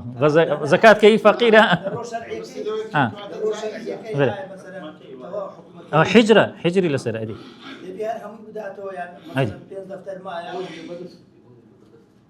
ئەتر ئەوە بابەتێکی فقیە. ئەو زەمە بەسمان چییە کە هاتەوە طبعاً کە هاتەوە لەوێ ئەمیری یەمن بووە لەوێ تیجارەتی کردبوو ماڵێکی زۆری لەگە خۆی هێناوە. سەردەمی چێە سەردەمی ئیمامی ئەبوبەکرە. چێ وەزیریتی ئیمامی عومەر؟ ئیمامی عومەر توە لای ئیمامی ئەبوبەکر گوتی هەرچی پارەی پێ هەمووی مسادەرە بکە هەمووی لێ بستینە. ئەوە چوویتە ئەوێ دیارە خەریکی ئەوە نەبوو یان مادام لەوێ لە ئەسنای ئەمارەتەکەی کۆی کردیتەوە با هەمووی لۆ بەیتولمال بێ هەمووی لێ بستینەوە. ئیمامی ئەبوبەکر چی گوتی یەک درهەمی لێ ناستینەوە گوتی چونکە پێغەمبەری خوا کە ئیفلاسی کرد یەک لە ئەوەکان سەبەبەکان کە ناردی ڕاستە عواملی ئەوەی تێدا بوو بەڵام یەک لە سەبەبەکان کە ناردی لۆ ئەوەی لەوێ مەسەن برین وەزعی باش بکەوە. کەواتە ئیمامی ئەبوبەکر ڕەئی وابوو کە ئەو پارەی بە شێوەیەشی مەشروع پیا کردیە. ئیمامی عومەر دەیگۆ نە ئەوە دەبی بدرێتەوە بەیتولمال چونکە لە ئەسنای ئەمارەتەکەی خۆی وەریگرتووە. ڕۆژی پاشتر معاذی کوڕی جەبەل هەرچی پارە و ملک و ئەوەی هەبوو هەمووی هینا تەسلیمی ئەبوبەکر کرد. گوتی کاکە لۆ دەیهینی چێ دەزانی لۆ هینای حادیسەکە؟ نە وتی ئەو شەو خەونەکەم دیت ئیمامی عومەرم لە خەونێ دیت ئەم دەکەوتمە ناو ئاگری ئیمامی عومەر یەقەی گرتم بۆتی زانیم ئیمامی عومەر ئەو قسەی لە مەسلحەتی من دەکات یەک ئەو شتان لەگە خۆمی نایەتەوە نامێت. تخوا ئەوانە درۆی دەکەن بەدەو پێغەمبەری خوا صلی الله علیه وسلم. والله هەندێک ڤیدیۆی دەبینی بەناو مسلمان یعنی قسەی بە سەحابە و بە ئەوەی دەرێتن یعنی کەئەنەهو باسی ئەوانە ناکاتن کەئەنەهو باسی ئەو جوولەکانە دەکات کە لە غەزەی و منداڵی دەکوژن یعنی ئەوەندە بە خراپە باسی ئەو سەحابانە کرد. تخوا ئەوە خیانەتی دەکات لە پێغەمبەری خوا لە پاش وەفاتی پێغەمبەری خوا. یعنی ئەگەر کەسێک بیکردبایە دەبای ئەوە بیکردبایە. خاڵێکی دیکە خوای گەورە دەفەرمێت گوتمان تعدیلی خوای گەورە لقد تاب الله على النبي والمهاجرين والأنصار الذين اتبعوه في ساعة العسرة من بعد ما كاد يزيغ قلوب فريق منهم. طبعا دكتور أحمد سنوبر أو آياتي دين تودري أو آيات زورترين صحابة دێنێتە ژێر باڵی خۆی و تعلیل دەکات. چونکە باسی چ دەکاتن؟ باسی ساعەت العسرە کە کۆتاجەنگی پێغەمبەری خوا بوو لە 9 هیجری. کەواتە هەرچی سەحابە هەیە لە پاش فەتحی مەککەش ئەو ئاەتە دەیگرێتەوە. خوای گەورە لە چێ خۆش بووە؟ تاب الله على النبي والمهاجرين والأنصار الذين اتبعوه في ساعة العسرة. آخر دەکرێ برێن کاکە ئەوە بەس هەیە دەرێ بەس تایبەتە بە مهاجر و ئەنصار ئەدی اتبعوه في ساعة العسرة. معقولە برێ کاکە ئەوە مهاجر و ئەنصار نییە لە پاش فەتحی مەککە نەیگرێتەوە؟ بە بەڵگەی چ دەیگرێتەوە؟ ئاەتەکەی پاشەوی ڕێک لە پاشەوی ئاەتێک دێتن وعلى الثلاثة الذين خلفوا. خوای گەورە لەوانیش خۆش بوو ئەو سێی کە نەهاتن بۆ جەنگ. معقولە بەس مهاجر و ئەنصار و ئەو سێ ئەو کاین کە نەگرێتەوە؟ کاکە ئەو ئاەتەش برین ئیشکالی تێدا. ئاەتێکی کە ئەو باسی نەکردووە. خوای گەورە دەفەرمێسە وما لكم ألا تنفقوا في سبيل الله ولله ميراث السماوات والأرض لا يستوي منكم من أنفق من قبل الفتح وقاتل أولئك أعظم درجة من الذين أنفقوا من بعد وقاتلوا. يعني أوي بيش فتح مكة إنفاق قتال كردو باشتر لوي لباش فتح مكة وكلا وعد الله الحسنى والله بما تعملون خبير. الحسنى هي الجنة. الجنة بوشي بو مؤمنة مؤمن معقولة مؤمن بستبهشتي والله عدالتي نبي أمروش أنا قبل ما مصايق مناقشة مكر أو قصيبة صحابة وأنا دقوت لي نابي حديثان ليورجي وأنا يقول مخاي قرد فرمي لقد رضي الله عنهم ورض يقول مخاي قرد فرمي ليان رازي والنار حديثان ليورجي يعني تمشاكا يعني سلا أوي ذكي يعني والذين تبوأوا الدار والإيمان رضي الله عن قولهم وعملهم وأعمالهم بو خواي ديقو خواي قورا راسا قوتي رضي الله عنهم بلام ني قوتي حديثيان لي ورد بويا يعني اما او ايات انا شمولابه اما لا انا تاريخي كي ثابت ما كرك او صحابانا تشيشانيه لقد رضي الله عن المؤمنين اذ يبايعونك تحت الشجره فعلم ما في قلوبهم فانزل السكينه عليه بويا قضيه مثلا هذا بازكري او طلقاء او نازان متيو إما معاوية مثلا بريكا قصي بيدا قوتريتن من بعد الفتح ومن قبل الفتح ناقرتوا وعد الله الحسنى ناقرتوا يعني بتسنا يعني قصبوا صحابة أنا دا قوتريتن كواتا إنسان دبي زور زور آقاي لخوي بيتن والسابقون الأولون من المهاجرين والأنصار والذين تبعوهم بإحسان رضي الله عنهم ورضوا عنه اللي ردري والذين تبعهم بلام لا آتكيدك تفسير دكاتن من بعد الفتح لهم الحسنى بلان بو شرطي أنفقوا وقاتلوا. هذا كان سورة حشد. بلى. الفقراء المهاجرين الذين يعني محمد رسول الله والذين معه أشداء على الكفار الرحماء بينهم تراهم ركعا سجدا يبتغون فضلا من الله ورضوانا أو درينا ولا لا يبتغي فضلا من الله ولا رضوانا. أو درباري عدالتيان أدي درباري حفظيان لدرباري حفظ دبي لسي بابد بكولينه ويكمن طبيعة الحافظ طبيعة العلاقة مع المحفوظ عنه كبيغمبري خوايا وهروها طبيعة المحفوظ. طبيعة الحافظ أوانا ملكيان حفظيان زور زور بقوة ابن عباس ليدا جرنا وكمثلا برين شعر شي تلوبينز بيتي كبداية أمن آل نعم أنت غاد فمبكر من مرة واحدة فقط أو بيتك هي عمرو بن أبي ربيعة كشعر كباسي نعمي دكات النعم آفرتك بو خوشي ويستيا تلوبينز بيت دلب بيك زار كجيلي ولا بري كردوا تلوبينز بيت يعني كسك أو ذاكرة كيبو بيتن يان مثلا برين هسن درين ضعيفي شبابتك أو عبد الله بن مسعود علمني يا رسول الله بري بري يان مثلا أوي صوت صفير البلبلي مثلا برين كابرا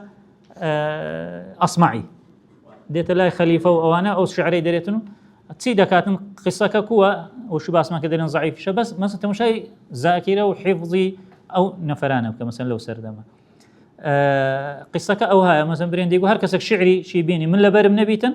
زائي زيد دمين إيه شاعرك شعري دادنا ده له أو جعفر منصوري دخين ديقو أو لبرما دخين دوا أو زارع عبدكي لبري ذكر بدو زار دێگۆ ئەگەر باوەڕژ ناکەی عەبدەکەشم نەبەریتی عەبدەکەیش دێخیندەوە دوای دێگۆ ئەگە باوەڕ ناکەی بڕۆن بانجی جاریەکەی بکەن ئەوش لە پشتی پەردەی جێی دەگرت بە 3,000 شتی لەبەر دەکرد دێگۆ بڕۆن بانجی بکەن ئەوش ئەو شعرەی لەبەرە دێگۆ وەڵا خۆ خێزانم بەدزی نەهینە لەوانە لەبەریکەن تا أصمعي هات أو شعري دانا صوت صفير البلبل هيج قلبي الثامل النار الماء والزهر مع مزار لحظ المقل فأنت يا سيد لي وسيدي ومولى لي فكم تيمني غزيل عقيقلي قطفتها من وجنة من لثم ورد الخزي فقال لا لا لا لا لا وقد غدا مهروي ليرة دليليتك شو نيزاني تنزار قوتي لا لا لا لا ما بس ما نسيا أو أجر صحيح جنبيتن بلام ذاكري وان لو سردما شتيت كمان لو سردما نفر هي ما وصاك بيك لو أنا باس دكاتن محمد عوامة كدري حفظي زور بقود باسي سيسار نفريد كدكاتن هلا كوي نفرك مان هي ناوي موسى مصطفى ناوي سيا كاك مصطفى أو كوي درباز سردم درباز ساكيرة شو ما شاء الله أخوي جورا موفقي كاتن يعني همانة أو نوعية وشد لبركردن طبيعي وبتايبت أتو بي حديث كاني بيغمبري خواه صلى الله عليه وسلم لبربكي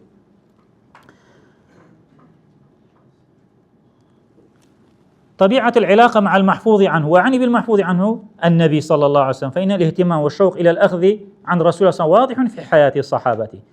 لو أوانا بشوق وبنشد لبيغمبري خواه ورقرن ولا بريكا دواء طبيعتي أوان مثلا بونو منا لپاش وفاتی پێغەمبەری خوا سان دەیانزانی پێغەمبەری خوا کە وفاتی کرد چەند تاڵەموو لە ڕیشی لەسەری سپی بووە یعنی ئەویان لێ حفظ کردووە کە شتێکی ئەوەیە ئەدی حەدیسەکانیان کوو لەبەر نەکردووە کە ئەمرە و کە تەطبیقاتی تێدایە و دەبێ ڕۆژانە مەسەن برین جێبەجێی بکەی و باسییان کردووە کەواتە ئەوانش زۆر ئاسانە لەبەرکردنی و حرصيان لسر أو التثبت والتوثق من الرواية جعلهم يسلكون 3 سبل يكمن غاية الاحتياط في الرواية بويا أوان زور احتياط ينذكر أجر تأكيد نبونا يا حديث كيان الرواية تذكر الإقلال من الرواية عن النبي حديث ينزور كم لبيغمبري خواه صلى الله عليه وسلم رواية ذكر ثابت بن قطبة دجرته أنصاري ذلك كان عبد الله بن مسعود يحدثنا في الشهر بالحديثين أو 3 ما نجي دو حديثي لو باز ذكرين يعني مجاهد لقى إمام عمر ابن عمر حتى مدينة رويشتم لو ري بكاملي فلم أسمعه يحدث عن رسول الله إلا حديثا واحدا تنها لو ري جاي هم يك حديثي باسكت كواتا أوانا اشتيان زور بكم باز ذكر وتأكيد نبونا باسيان ذكر وهروها الهيبة من رفع الحديث إلى النبي يعني كاتك دانقو قال الرسول صلى الله عليه وسلم أوان يكسر أو حديثان لبيج ومن كذب علي متعمدا فليتبوأ مقعده من النار لأخوة دا ترسان بويا دا ترسان لويك حديث بدنا بال بيغمبري خواه وتأكيد نبن بويا زور تأكيد نبونا حديثان نددا بال بيغمبري خواه طبيعة المحفوظ وعني بالمحفوظ هنا الحديث نفسه فأكثر ما حفظه الصحابة كان داخلا في جملة أفعاله وتصرفاته أو شتانيك لبيغمبري أمالك روجان لبيغمبري دبيني مثلا أو عباداتاني كعملين روجانا خلال أو دصالي لمدينة يعني بيشتر كلامكم هميان لبيغمبري خواه بيني وروجانا دوباره بوا وهنديك شيء مثلا كقولي بوا مثلا هميان لبر كردوا هميان فهم كردوا وتيجي يشتون أوجا دلي بيغمبري خواه صلى الله عليه وسلم دائما عائشة أن النبي صلى الله عليه وسلم كان يحدث حديثا لو عده العاد لأحصاه بيغمبري خواه صلى الله عليه وسلم قصيدة كرد اگر یەکێک بیویست بایە مەسەن بێت تزبیحێک لەدەست بووایە قسەکانی پێغەمبەری مەسەن کە دەیکرد سەبر دەتوانی قسەکان بژمێری کەواتە ئەو قسەیە و هەروە حەدیثێکمان هەیە کە دەڵێت 3000 دووبارەی دەکردەوە قسەکان هەر قسێکی کرد بە 3000 دووبارەی کەواتە ئەو لەبەرکردنەکەی ئاسان بووە. لكن هل هذا يعني أن الصحابة رضي الله عنهم كان جميع في القمة من الضبط بحيث لا يمكن أن يفوتهم الحديث ولا ينسونه أو معنى أو يك أوان حديثيان لبير نكردوا يان ضبط كان ليتجنس أو هم باسي الطبيعي يتفاوت حفظ الصحابة رضي الله عنهم وضبطهم وأن ينسى بعضهم ويخطئ آخرون ولذلك انتقد بعضهم بعضا أحيانا كما يأتي بويا جاري وهي رخنيانش ليقرتوا دين سر مبحثي توار مظاهر طبيعية الرواية في عصر الصحابة رضوان الله عليهم بعد وفاة النبي. حديث لفاش وفاتي بيغمبري صلى الله عليه وسلم شون نقل كراوة يكمن المظهر الأول الطبيعية في الاهتمام بالحفظ أكثر من الكتابة. أجر هاتوا لهندك كتاب بيني مان قلت يعني هرتي حديثة لسردمي بيغمبري خواه ولسردمي صحابة كان همو نسرا وتوا أو بلغي لسر أوي طبيعينية چونك إما لبداياتي قلت من إما تركيز لسر دوش الدكين أو حديثانا بطبيعيتي خوي هاتوا يك دو تاوديري هبوا يانا نقد هبوا يانا رخنا قرتن لجيرانوي فرمودة هبوا يانا أجر أو دومان إثبات كر يعني إما كواتا إثباتي دكين كأو فرمودانا بصحيحي بريك وراست ودروستي جيشتوتا إمامي بخاري بويا لسردمي صحابة اهتمام بحفظ دراوة نق بنوسين نوسين هبوا بلان بوشي ونبوا دوام الطبيعية في كثرة النساء في طبقة الصحابة طبيعية أجر لطبقي صحابة أفرد زور بوبيتن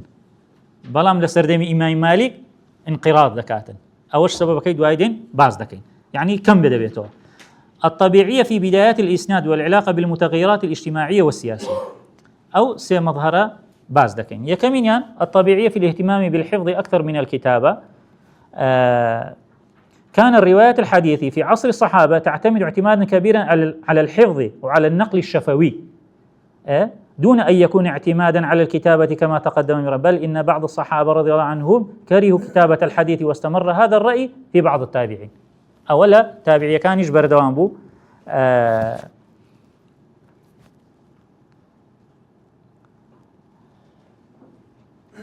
بو چونك وتيانا أجر بينو سينوا يسا شعبة عندك غلطي هي ليدا برسن مثلا ايش لاسماء رجال واوانيا ضلن كاك او حديثانات عندك غرت هي لبير قال والله اول بر او غرت مليكدو كنوسيمو قوتم او تشبيه نبي استال لسردمي قومان اجا كتابش باستعاره ورغري دركاك حفتش كده بيلون بينيو هموي دخينيو وانيا بلان كتابك يخوت بي ولا ماري بي ولا ناو مكتبه بي درك روج هر دي دخين وخوي قوما اوش كهيب ونسيتيوا مراجعين ذكر دغو او هيتم دري لو حديثاني كنسيب مو غرتم ذكر بلان لو حديثاني كلبرم كردبونا نسيبو هيز غرتم دينا كردي كوات الشرنيه كتابه يعني مصدري اساسي ترجيح بيتن لها مكاتب اواني كبيانا خوش بحديث بن مسريته ولس ابن عباس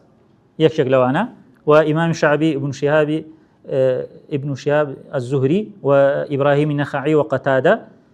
ومن ذهب مذهبهم وجبل على مذهبه كانوا قد طبعوا على الحفظ ألا ترى ما جاء عن ابن شهاب أنه يقول إني لأمر بالبقيع فأسد آذاني مخافة أن لا يدخل فيها شيء من الخنا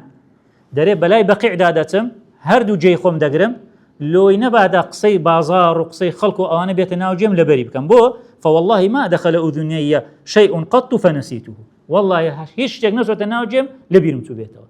لو يدرك بنا بازار داسم جيخم دقر لو أو ينبعد قصي شي جونيك شتيك قصي أهلي بازار وأنا بيتناوجم أقصي لبيرم نسيته وبيغمبر صلى الله عليه وسلم فرمت نحن أمة أمية لا نكتب ولا نحسب الشهر هكذا وهكذا بدستي إشارة كريا بيغمبر صلى الله عليه وسلم كزاري وها بيستونو وزاري وها سيا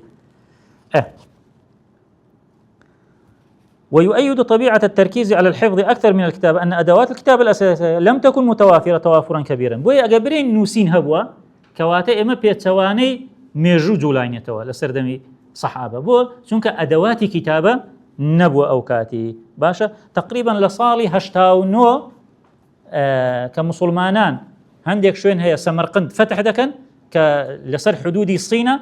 الصينية كان كداخل مسلمان دبن أو كاتا صناعي ورق لكنه وان سبر ديت طبعا بدايتش كشتيك هاد جراند بي وبدأ مكسيك ناكبيتن تا لبداية قرني دوم ورق زور دبيتن أو كاتب يعني كاغد أما إسا بيدرين كاغز كاغد ناوي كاغد بوا بياده بيتن للصينية كانوا لو مان ديتن كمسلمان دبن وزوريان أسير دبن ليش أقل معركان كان دواي بازكين لو كزور دبي أوزا كتابة موطأ إمام مالك بياده بيتن يش أقل مغالطة تاني أو أني قصب بفرمودة درين أو أنا درين كاكا فرمودة للسردمي إمام بخاري نسرايتوا كاكا لو ناي باس إمام مالك موطأ نسرايتوا أو أي باز ناكاتن أدي حديثي أبو سعيد خدري كدرية حديث نبي بن سليته ولا تكتبوا عني ومن كتب عني غير القرآن فليمحه وحدثوا عني ولا حرج باش خو أجر أواني دلن أو حديث بلغي لسر أوي حديث حجنية وانيا سوك حديث نسليته باش لوكو تاي حديثكش ناخو النوا لا تكتبوا عني ومن كتب عني غير القرآن فليمحه وانيا بار شكاته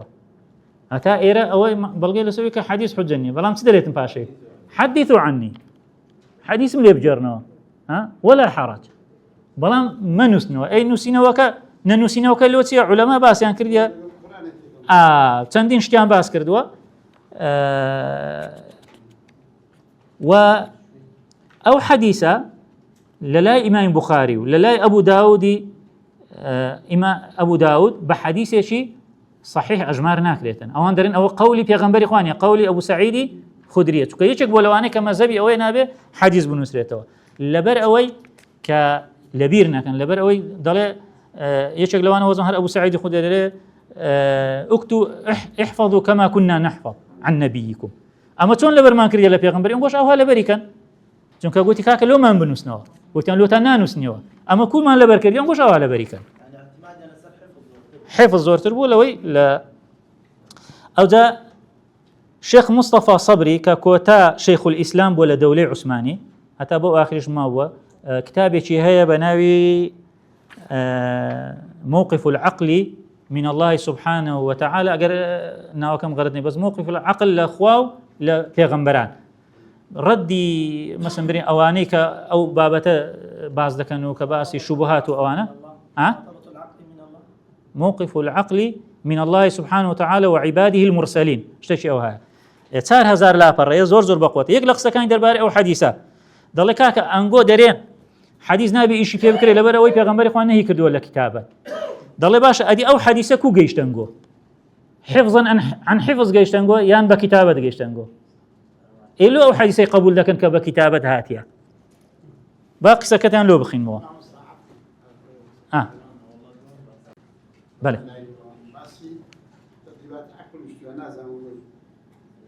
زور تأكيد لسر أول كده وهم الزانان أصحاب كان الدوايز حتى ما مصيبة كركي من داركي تفتروا قلمي بان ليه ده ليه إسادين باز دحين واحد ممنوع أدوات البيب إمام أبو بكر بخوي بيش وفاتي خوي هرسي شتي نوسية ستانديتي إمام غزالي بازك كان الري ستة كان كتيبة كان يعني لسه دلو الدلي ستة كده دلي ذات وقع عالمي كتيب اللي بود سنة لبرد بارك الله فيك. يسأل الشيخ مصطفى صبري بعض من اعتمد على حديث النهي عن الكتابة وجعله أصلا في الباب كيف وصل إليه حديث الأمر بمحو الأحاديث المكتوبة كو أو حديثي جيشته ولم يمحى مع الأحاديث أو حديث كل رجل نكرا ولقى حديث كان أليس هو أيضا حديثا أو شر حديث نية أم يصل إليه ما يحلو له يعني شتشك في خوش قيناك بيقاته ولا يصل إلى الناس ما لا يحلو له بلام أواني كلو خلشي بنوسين هاتي دركاك أوانا دروزني سكا في غنبري قاوتي نين نستو أو حديثكو جيشتتو أوش جيجي برسيارة بوي عندك علماء دلين نهيك خاص بوا بوقت نزول القرآن خاص بوا بغير قرآن مع القرآن يان نهيك بوك مثلا برين بجنا بستن بنوسين وحفظ ذاكريان ضعيفيتن يان آخر خال نهيك بيش بوا أحاديث كان عندك دري كأبو هريرة دريتن كزله من حديث زور نزاني إلا أو نبيتن عبد الله كري عمرو كري عاصم في إنه كان يكتب ولا أكتب لبر أو حديث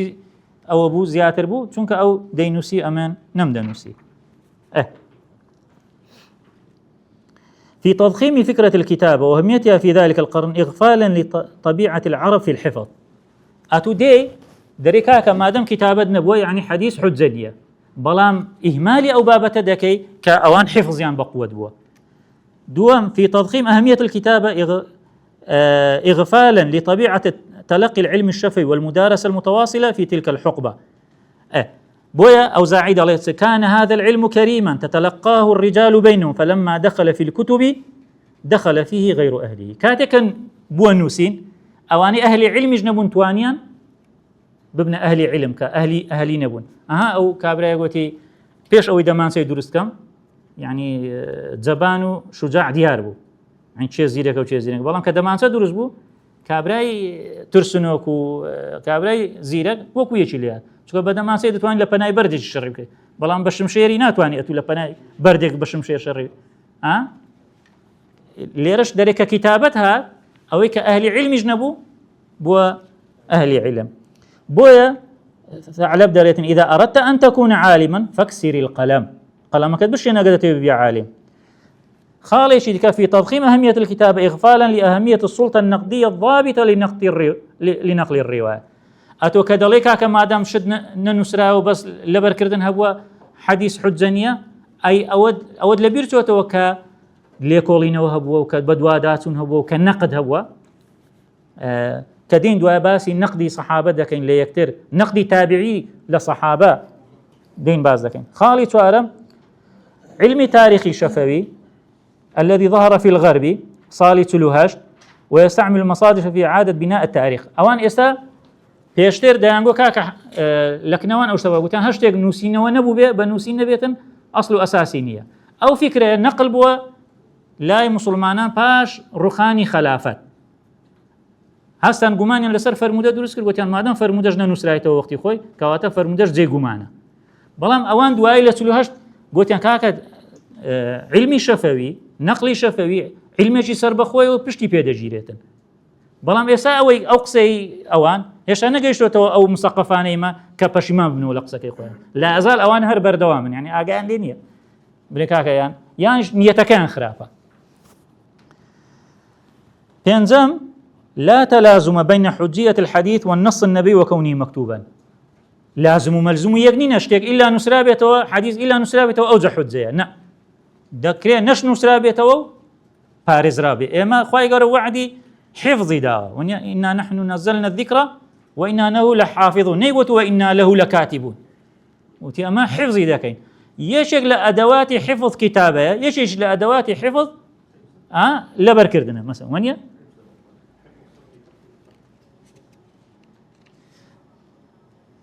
أن هذا الاختلاف ششم كان معروفا مشهورا لكن لم يستخرج أحد من مذهب منع الكتاب عدم الاعتماد على الأحاديث الموجودة في كتب الحديث أو خلافة لقديم هبوا آية حديث بنو سيرتوا يا ننو سيرتوا هنديك هبون باس ما كرك ابن عباس وشعبي وأنا زهري وأنا الرأي أنا أبوك حديث نابي بنو سيرتوا مثلا بري منع كتابة بلام هيت لوانا نانقوت حديث حجني لبر أوين نسراوته أتوكاك لسا مذهبي أواني بتواوي لسا مذهبيان با أو خالي شيديكا لمظاهر طبيعي لباش وفاتي بيغمبر إخوة الطبيعية في كثرة النساء في طبقة الصحابة. حديث لبر أوي قوتمان مجالسي نبو وكو زمان إمام مالك وسردي نبو حديث زياتر لاجتماعيا بلاو دبوه لناو خزمكان بويا لسردمي صحابة كان مثلا تمشاهده كان رواياته كان كر لباب زورة مثلا كر مثلا برين لخزمكان زياتر مثلا موالي نافع مثلا برين لابن عمر مثلا برين تمشاهده كي مثلا برين دايكمان عائشة تشي حديثي زور له الروايات ده كان كرة خوشتي وكرة براي عروة قاسم كري محمد وعروة كري زبير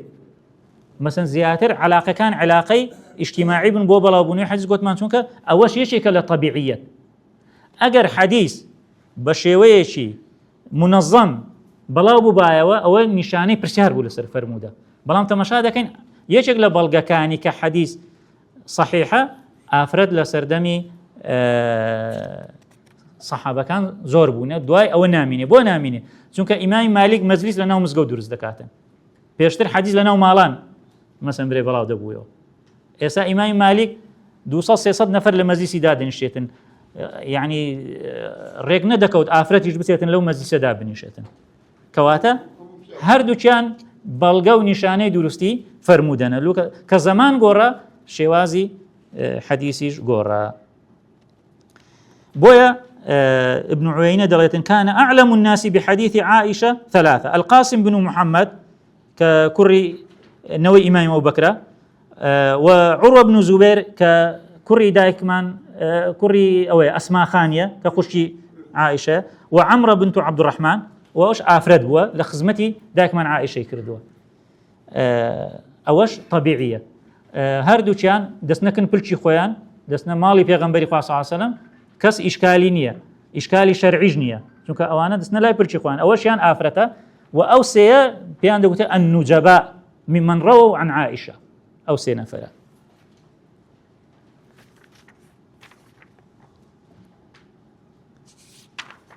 كاتمان توابو وصلى الله على سيدنا محمد وعلى آله وصحبه أجمعين. بسم الله الرحمن الرحيم، الحمد لله رب العالمين، والصلاة والسلام على خير خلق محمد وآله وصحبه أجمعين. لمحاضرة سيم دين وسربابة كمان كباسي المظاهر الطبيعية في عصر الصحابة بعد وفاة النبي دو مظهر من باسكر كمينيان كحفظ زياتر بولا نوسين وخالي دوم آفرد لسردمي صحابة زوربو أوانش هردو خالي طبيعين.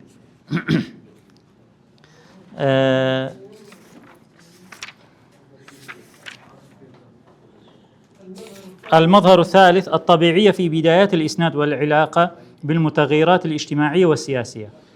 طبعا ليرة باسي أوي دكاتن لسردمي صحابة دانغو بيغمبري خواه فرموي يان حديث يان باز ذكر ببي أوي سندكي باسكن وهروها أجر كاتك بيان برسيبايا أود لتشد بيستي قصي بيغمبرة يان لصحابة شكت أو كرديا توردبون لو چونکە دەیانگۆ ئەمە نە درۆمان کردووە نە لەگەڵ کەسی درۆزن دانیشتوین نە خراپی نە لەگەڵ نەفەری خراپ دانیشتوین، بەڵام کاتێک کە ضرورەت داخوازی کرد ئەوان ئیسنادیان ئیزهار کردو و باسییان کرد کە ئەو حەدیسانیان لە چێ جێلێ بووە. بۆیە ئیمامی زوهری کە دەستە شام دەڵێ یا ئەهلە الشامی مالی ئەرا ئەحادیثکم لەیست لەها ئەزیممەة ولا خطم. ئەوە خەڵکی شام ئەوە لۆ دەبینم حەدیسەکانتان هەوساری نییە، ئەوەی نییە ئەوەی پێی دەبەستەوە چی پێ دەرێن هەوسار و ئەوەکەی دی لەغاو ئەوە لۆ نەتان بەستیتەوە حەدیسەکان دەرێ لە پاش هەنجینە لە پاش ئەو قسەی خەڵکی شامیش سەنەدەکانی خۆیان بەت پێشتر بە ضروریان نەدەزانی بۆیە تەماشا دەکەین. مثلا فمن ذلك ما اشتهر أن بعض الصحابة الصغار كان يرسل الحديث يعني كابرك الصغار صحابة مثلا كبيغمبري خواه وفاتي كردية أو 8 صال بوا مثلا كباسي معركة بدر دكاتن حتما ليكش كي جيلي بوا بلام أو ديقو بيغمبري خواه فرموي ني ديقو لفلانة كسم جيلي بوا لفلانة صحابة أو لبيغمبري خواه صلى الله عليه وسلم لويا دركاتك تحقيق ذكر إذا حقق ذلك كما جاء عن أنس رضي الله عنه لما سئل في حديث حدثه أنت سمعت هذا من رسول الله فغضب ثم قال ما كل ما نحدثكم سمعناه من رسول الله هشتك لوتان باز دكين أما لبيغمبر ما جل نبوة وما كان بعضنا يكذب على بعض كسج دروي ندكر يعني لسردمي بيغمبر الصحابة درو نبوة أي لچن در درو پیابو اسادین باز دکن لسردمی مختاری ثقفی.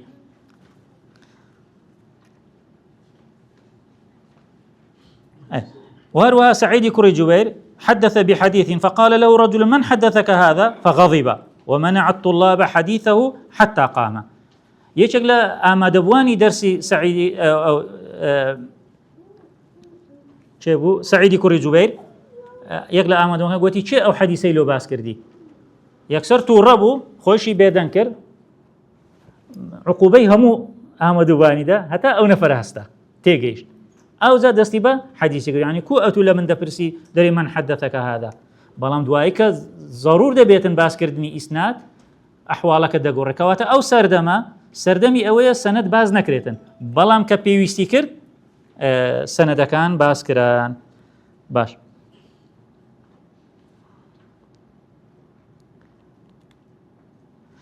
بويا لحسن بصريش همان موقف هي دري لما قيل له إنك تحدثنا فتقول قال الرسول. حسن بصري طبعا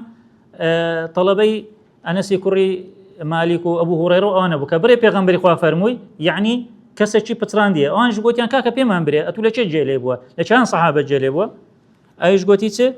ما كذبنا أما قدروا ما نكرديا أيها الرجل إنا والله ما كذبنا ولا كذبنا ندروش ما نقول كراوة ولقد غزوت غزوة إلى خراسان ومعنا فيها 300 من أصحاب محمد صلى الله عليه وسلم. لغزوتي بجدار يمكن السياسة الصحابة بيغمبري لقربوا يعني من أوهم صحابة مديتيا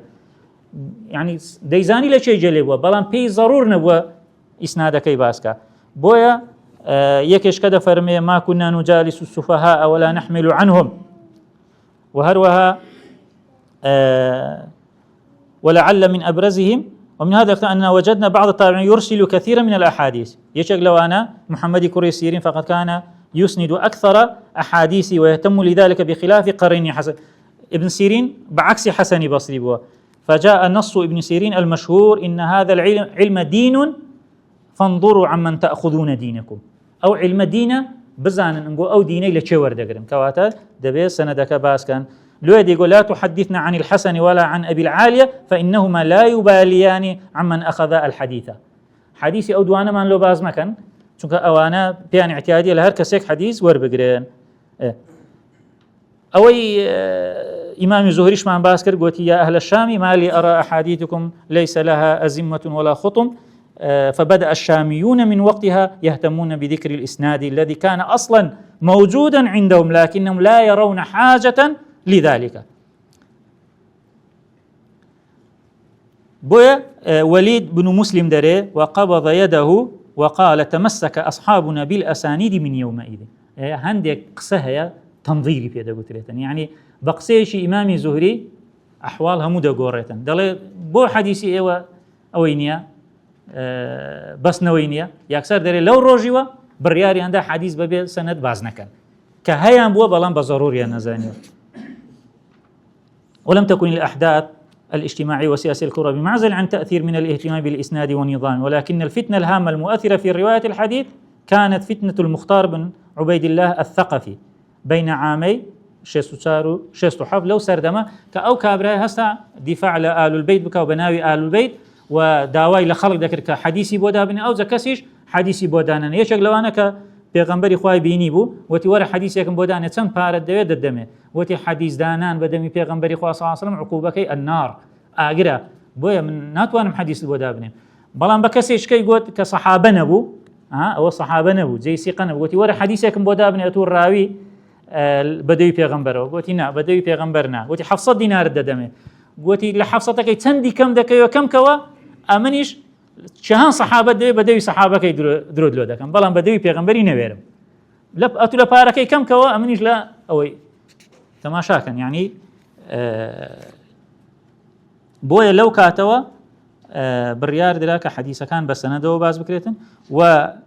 هر لخز مكاني آل بيت يشك لو أنا فقد جاء علي بن الحسين بن زين العابدين أنه قام على باب الكعبة فلعن المختار فقال له رجل جعلني الله فداك تلعنه وإنما ذبح فيكم ولا بيناو إيوال أو عبد الله كري زبير براكي خوينار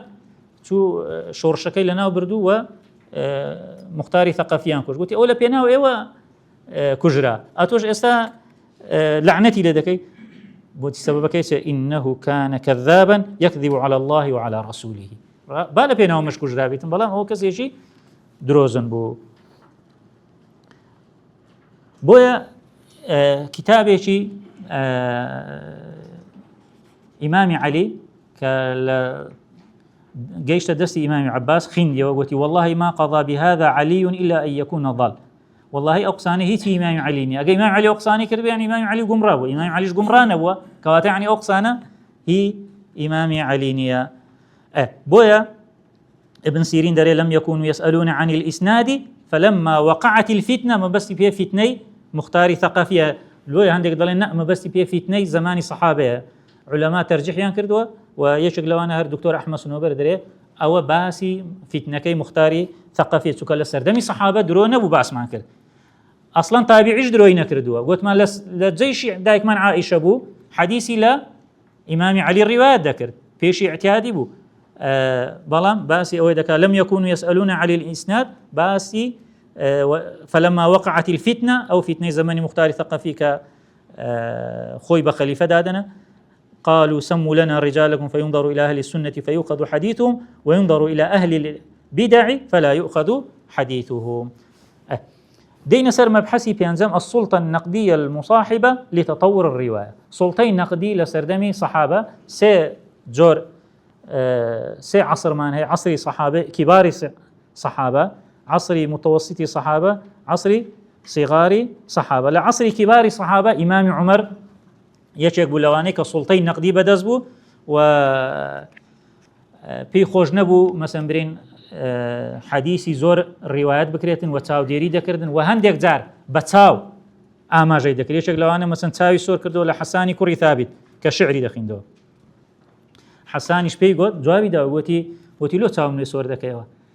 كاتك لتو برستور برسر لي ربو من اوشتانم كردو هيتي نغوتي يعني پیغمبري خوا صلى الله عليه وسلم كواته يشك لا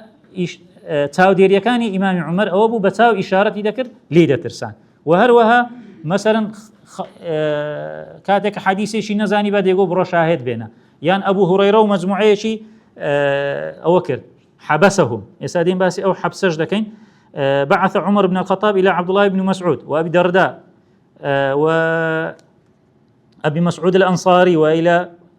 ابي ذر فقال ما هذا الحديث الذي تكثرون عن رسول الله فحبسهم بالمدينه حتى استشهد حبسي كردن لمدينه آية معناتي أو كلمة حبسة أو بسيارة لونغو بيتن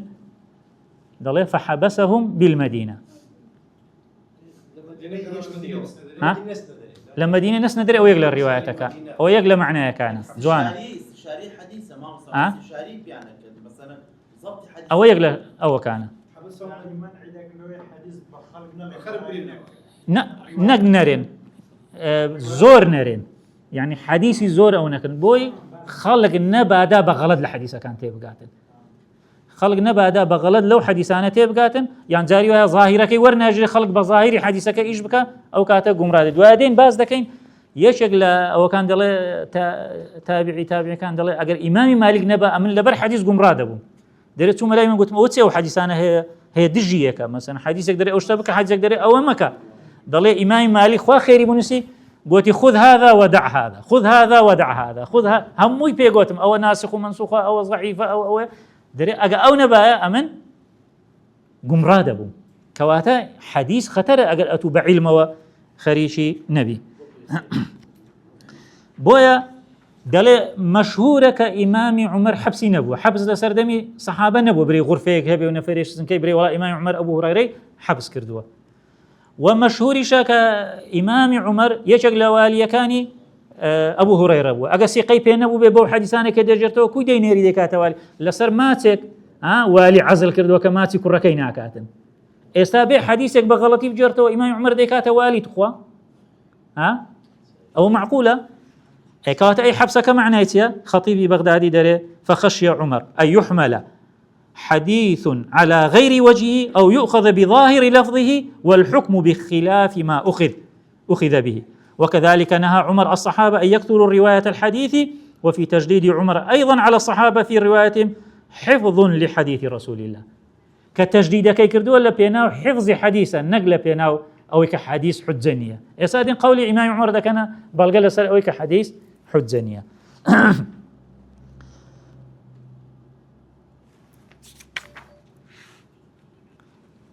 أو كبار صحابة سلطين نقدي لدستي شو إمام عمر متوسطي صحابة الطبقة الوسطى من الصحابة يشغل لوانيك ناقد بو والنقد زوري هي والنقد كان شيكو كرايتوا وجواب شدرايتوا دايكمان عائشة متوسطي صحابة مبسيطية لصالي تل هتاشيز وإمام زركشي كتابي هي بناوي الإجابة لإيراد ما استدركته عائشة على الصحابة يعني رخني لإمام عمر قرتوا رخني مثلا لمسألة إن الميت لا يعذب ببكاء أهله عليه كاتك إمام عمر شهيد دكريتن لناو مزقود کوڕەکەیتی ئۆبزام لۆی دەگریێتن دەرێ لۆ مەگریە ئەدیجە لێنە بۆ پێغەمبەری خوا صلی الله علیه و سلم دەفەرمێت إن الميت لا يعذب ببكاء أهله عليه دوای لۆ دایکمان عایشە ئەنجێڕاوە ڕخنەی لێگر گوتی پێغەمبەری خوا صلی الله علیه و سلم وهای نەگوتووە گوتی ئەوانە درۆ ناکەن ولكن السمع يخطئ پێغەمبەری خوا صلی الله علیه و سلم بەلای گۆڕستانێکدا چوو گۆڕستانەکە گۆڕەکەی جوولەکە بوو ئەوانەی کە دەشگریان جوولەکە بوون گوتی إنه لا يعذب وإنهم لا يبكون ئەوانە ئەوە لە قبرەکەی و عذاب دەدرێتن ئەوانە ژوالۆی دەگریێن يعني قبرەکە قبری مسلمان نەبوو قبری جوولەکە بوو ئەوانەی کە دەشگریان جوولەکە بوون گوتی إنه لا يعذب وإنهم لا يبكون ئەدی دایکمان عایشە دەڵێت چ دەکەی لەو ئاەتی دەرێ خوای گەورە ولا تزر وازرة وزر أخرى کەواتە ڕخنەی لە چێ گرتووە ڕخنەی لە ئیمامی عومەر گوتووە وعذریشی لۆ دەینەوە دەڵێ إنكم لتحدثوني عن غير كذابين ولا مكذبين ولكن السمع يخطئ بۆیە ئەو جورئەتەی هەبووە وزۆر جار بە ابن عباسی گوتی ليس كما قال ابن عباس وفي قوله من رخني أبو هريرة قلت أو رأي واب من أدركه الفجر جنوبا فلا يصوم أوي مثلا بري جنابتي لسرب بملاش بانجدا يسبيني أو با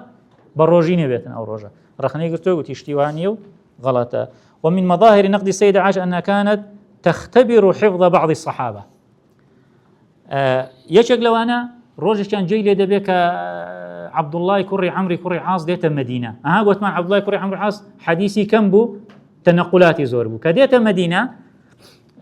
عرويدا يريد له برو بزانة تيلا لا أو زور لخدمة بيغمبر بو حديثي زوري هي ديت ودله أوهم حديثاني لو باسكم يشك لو حديثانا أو حديثي بيدر إن الله لا ينتزع العلم من الناس انتزاعا ولكن يقبض العلماء فيرفع العلم معهم ويبقي في الناس رؤساء جهال يفتونهم بغير علم فيضلون ويضلون دري قلت والله أو حديث مجري نبو لا بيغمبر إخوة خوي بيدن دكاكر دكاتا صالي باش ديسان عبد الله كري عمري كري عاص ديتوا دري برو ديسان برو خزمتي دستو خزمتي ديتوا دري أو حديثي بارد لي برسي دري بري دري كوي قد دري أو هاي قد أوش طبعا بار لبري كرديا أو دري ما أحسبه إلا قد صدق والله راسي كرديا أو حديثة تواهي بيغمبره أراه لم يزد فيه شيئا ولم ينقص نحر فيش زياد كردوا نا كمي كردوا يعني يكسال باج يكسال اختباري حيث ببي وي اغايش لخوي عبد الله كري عمري كري عاص تاقي قرايتوا وهروها ككسيق رخنا دقري معناه اويني ايش رخني لنا جيرا رخنا لدايك مان عائشه جيراوا مثلا كاتك او صحابه وفاه دكاتن سعدي كري ابي وقاص طبعا سعدي كري ابي وقاص لفتح مكه مالي خوي هم كرد خير بيغمبر خو قوتي ميكي نخوشك قوتي مثلا لو انا بمرم قوتي هم اذا كما خير قوتي نادي اخر قوتي سيشي بك خير والثلث كثير بلا ما وتنصال حتى او سردمان شرما ودواء قوتي كاكا قشنا سردمك حديثي عندك حديث مسلم الذي قلت كاكا بينا ناوم مزقوتي با مش نجي لسركم وتان كاكا جنازه نايبه ناوم مزقوتي رخنيانا داك من عائشه قلت جنازه نايبه ناوم مزقوتي ايش قلتي تسي قلتي ادي لبيرتانيا ما صلى الرسول صلى الله عليه وسلم على سهيل بن البيضاء الا في المسجد اي بيغمبر صلى الله عليه وسلم ناوم مزقوت نيجي لس سهيل كري بيضاء نكر كوفاتك كواتا اويش رخني لي دجيرتن معناه اوني كتو رخنا قرت رخنا اللي نجينا اويش معرضه بو رخنا اللي قرتن خالي سيام سلطين نقدي لسردمي صغاري صحابه لا صالي الشيص هتا نوتوسين بو نوتوسين ماندانا وچونكا او صالبو كانسي كري مالك تدا وفاتك نقد الصحابه بعضهم لبعض شيء يقلواني كزور لو سردما رخني دقر عبد الله كري عمر بو زور زار حديث شيء غريبي ببيست بايا بدوا داتوني بو ذكري يشك لو انا مثلا برين استغرب ابن عمر من حديث ابي هريره حديث ابو هريره كدريه مثلا برين اوي بدواي جنازه كوت مثلا برين يعني يجي لسركر او دقيراتي ددريتي قلت او حديث باز ذكي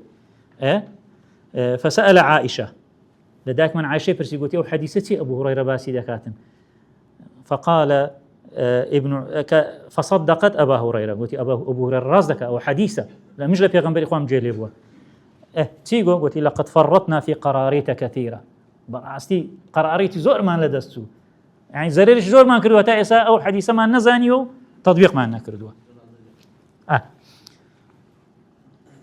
ولا تندين مسائل ديك بتايبت رخني زور لابن عباس جيراوة چونك ابن عباس كبيغمبري خوا وفاتي كرجز كبوية دو شتي يعني صاحب الرأي بوا بيغمبري خوا صلى الله عليه وسلم دعاء له كردوا علمه التأويل لو رخنا زور ل ابن عباس جيراوة لمسائل حج او انا مثلا يشق لو انا مثلا دين دعاء للسردمي عروة دري لقد أضللت الناس يا ابن عباس دري أتو خلقت جمراك دري سي دري مسألة قلت والله نابي طوافي كعبة بكي هتا بتيا أوي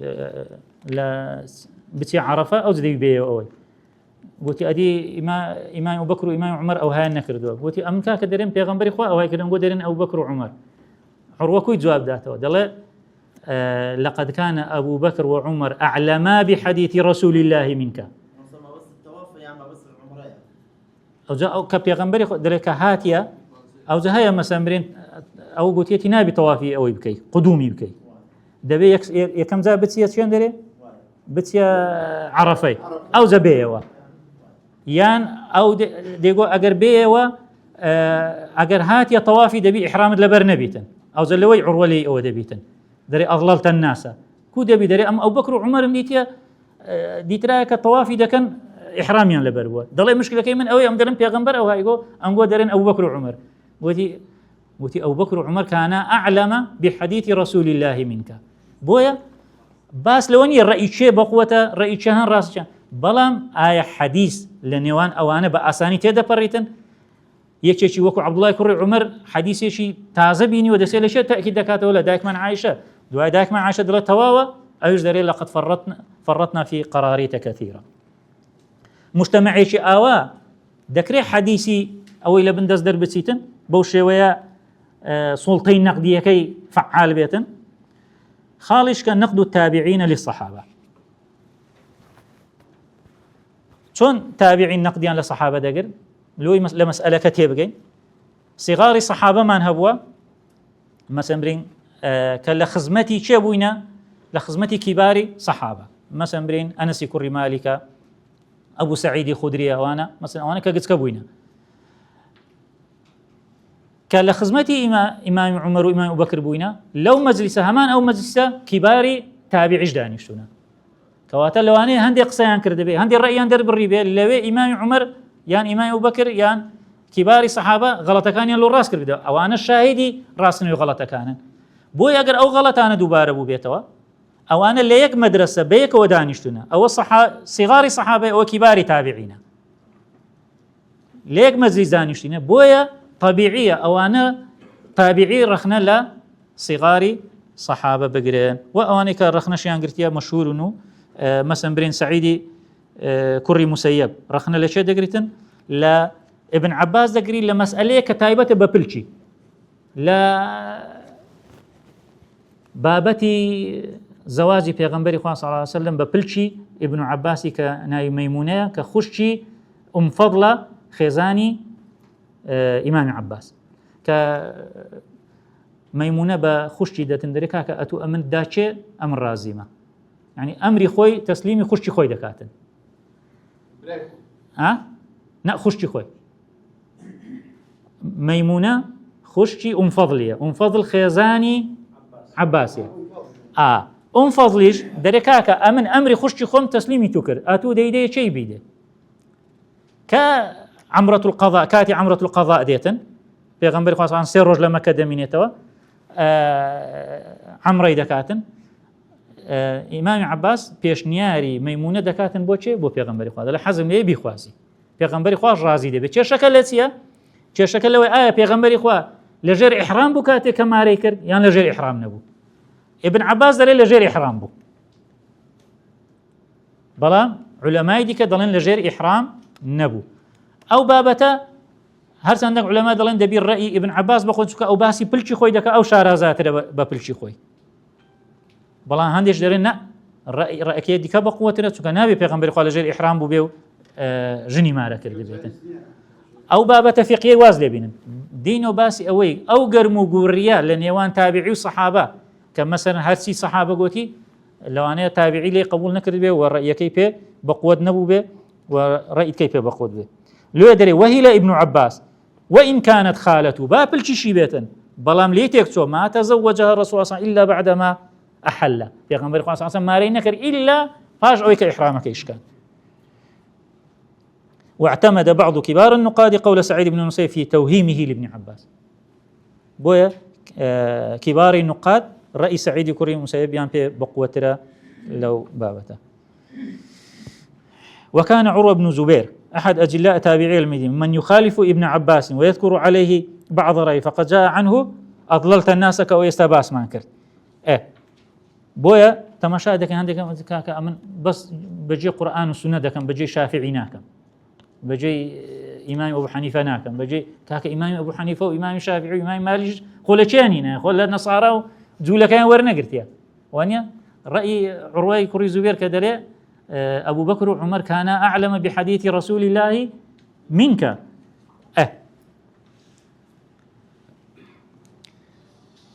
بو ابن عباس زور رخني ليقراو قلت ما تمني قسكبو دو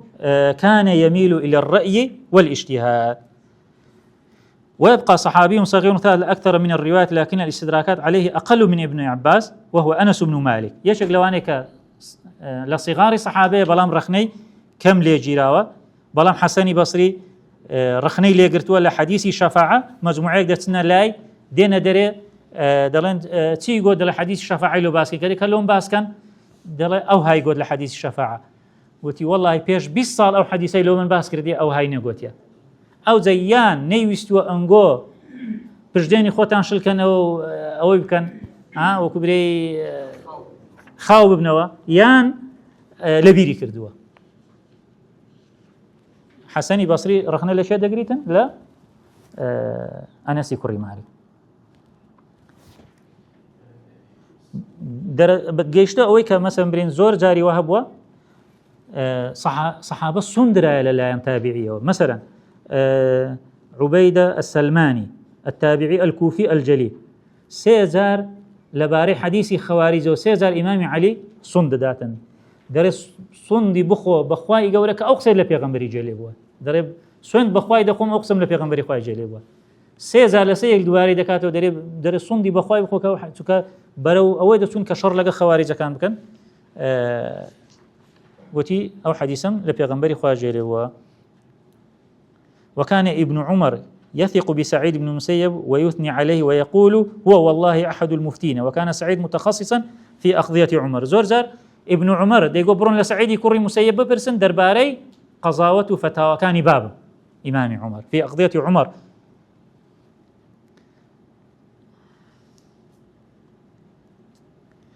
نتيجة وتحليل يمكن من كل ما مضى استخلاص قضية هامة وهي أن المجتمع العلمي في ذلك الوقت كان مجتمعا نقديا وليس من الميسور أن يمر فيه أخطاء معروفة فضلا عن أكاذيب وتزويرات هامة ذلك أن ما سبق يظهر لنا وجود مجتمع نقدي قابل للاعتراض والمناقشة والمباحثة دون مجرد التسليم لكل قول لو من بدر كوت كاشتكى أوها بآساني نية كدوا أو قولك هم بخوتان بخوينوا وهروها فكريشي ديكا هيا كزور من ليره هر زور جمله ودني كاكا شي ناري او حديثاني لو ما باس كراي منافقك باسي نكردوا او حديثي اتو يستابروات في لواني يشكل منافق نبو لمدينه بلا هبو كز ناوي ندزاني بلا كز ناوي ندزاني باشا ادي او حديث ادي اگر منافقك بو بيتن او يشكل بلغا كان ك مثلا اواني ردي حجية السنة دكنوا ويقودنا كذلك إلى رد فكرة عدم الوثوق ببعض من روى الحديث عن النبي لاحتمال أن يكونوا من المنافقين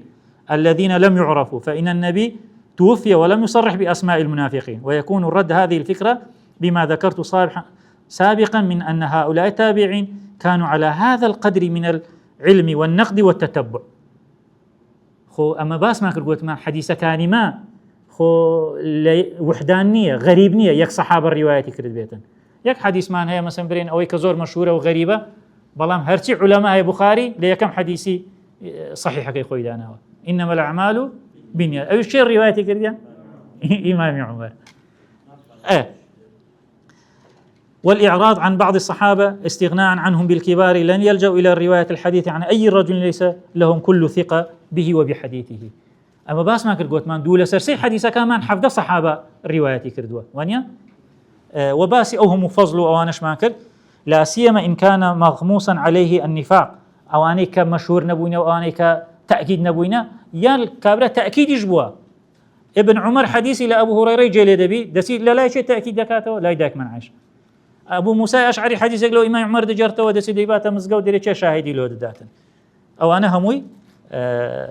تأكيد كراوته أو زور جراوة لقل أوش كاكا با أوش نبيتن ولقائل أن يقول إن هذا النفي مبني على معرفة أسمائهم أولا كواتا دبي أما وكان من زاني به بيشتيش قوت ما وكان من ندى زاني وجوابه نعم أسماؤهم معروفة أحصاها البلاء ذري في أنساب الأشراف عددهم 34 رجلا 9 من الخزرج و25 من الأوسي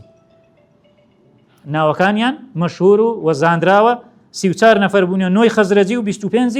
أوسي بونا والإمام المزي من أهل التتبع والاستقراء في هذا الباب رحمة الله عليه كواتا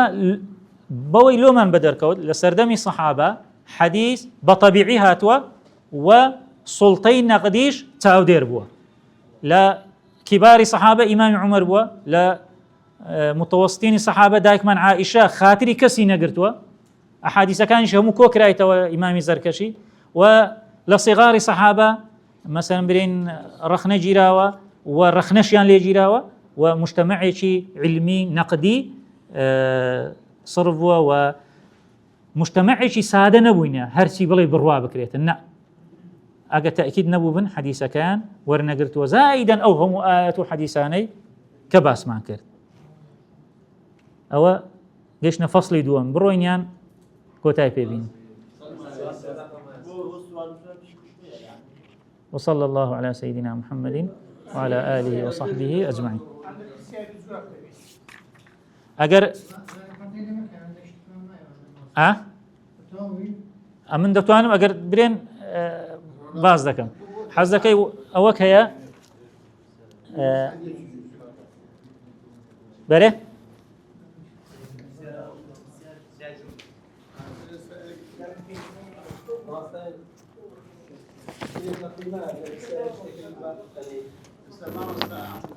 أجا حستان ليبي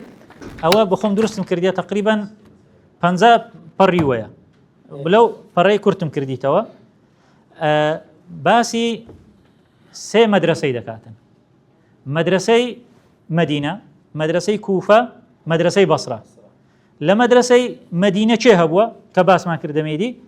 أبو هريرة مثلا لأصحاب ألوفة دواي أو ابن عمر دواي أو دايك من عائشة دواي أو جابر أبو سعيد خدري أبو هريرة حديثي دايتا سنفر أبو سلمة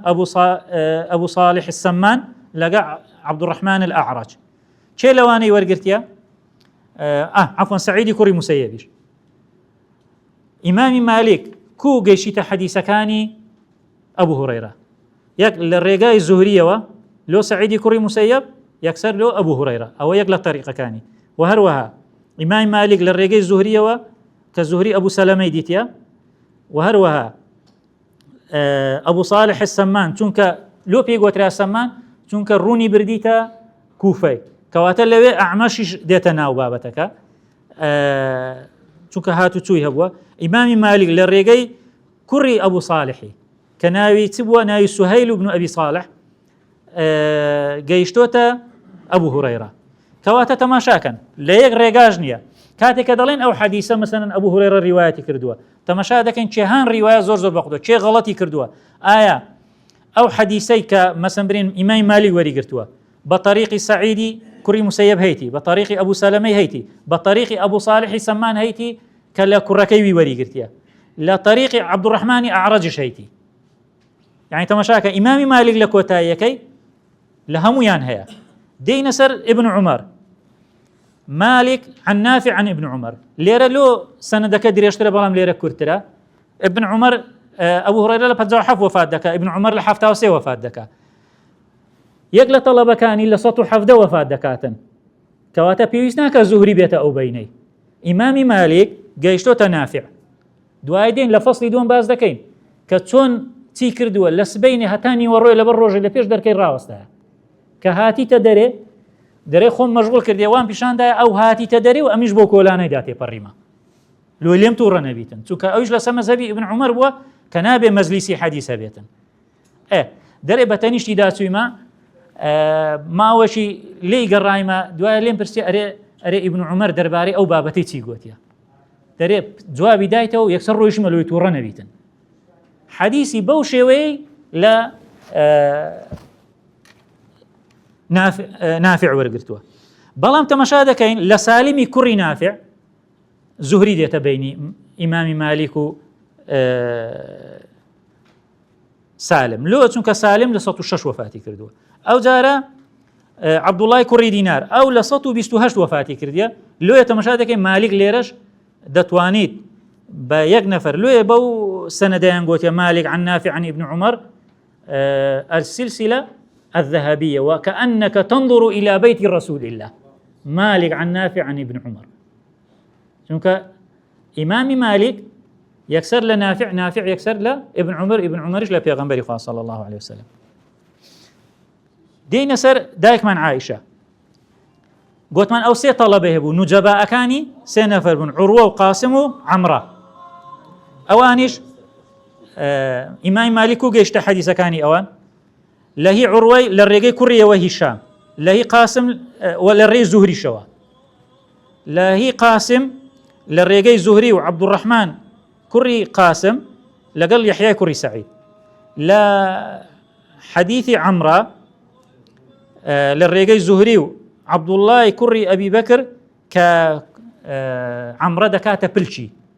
أوش بتفصيلي باس ما ذكر لفصل دوم بس بيرانا جيشتين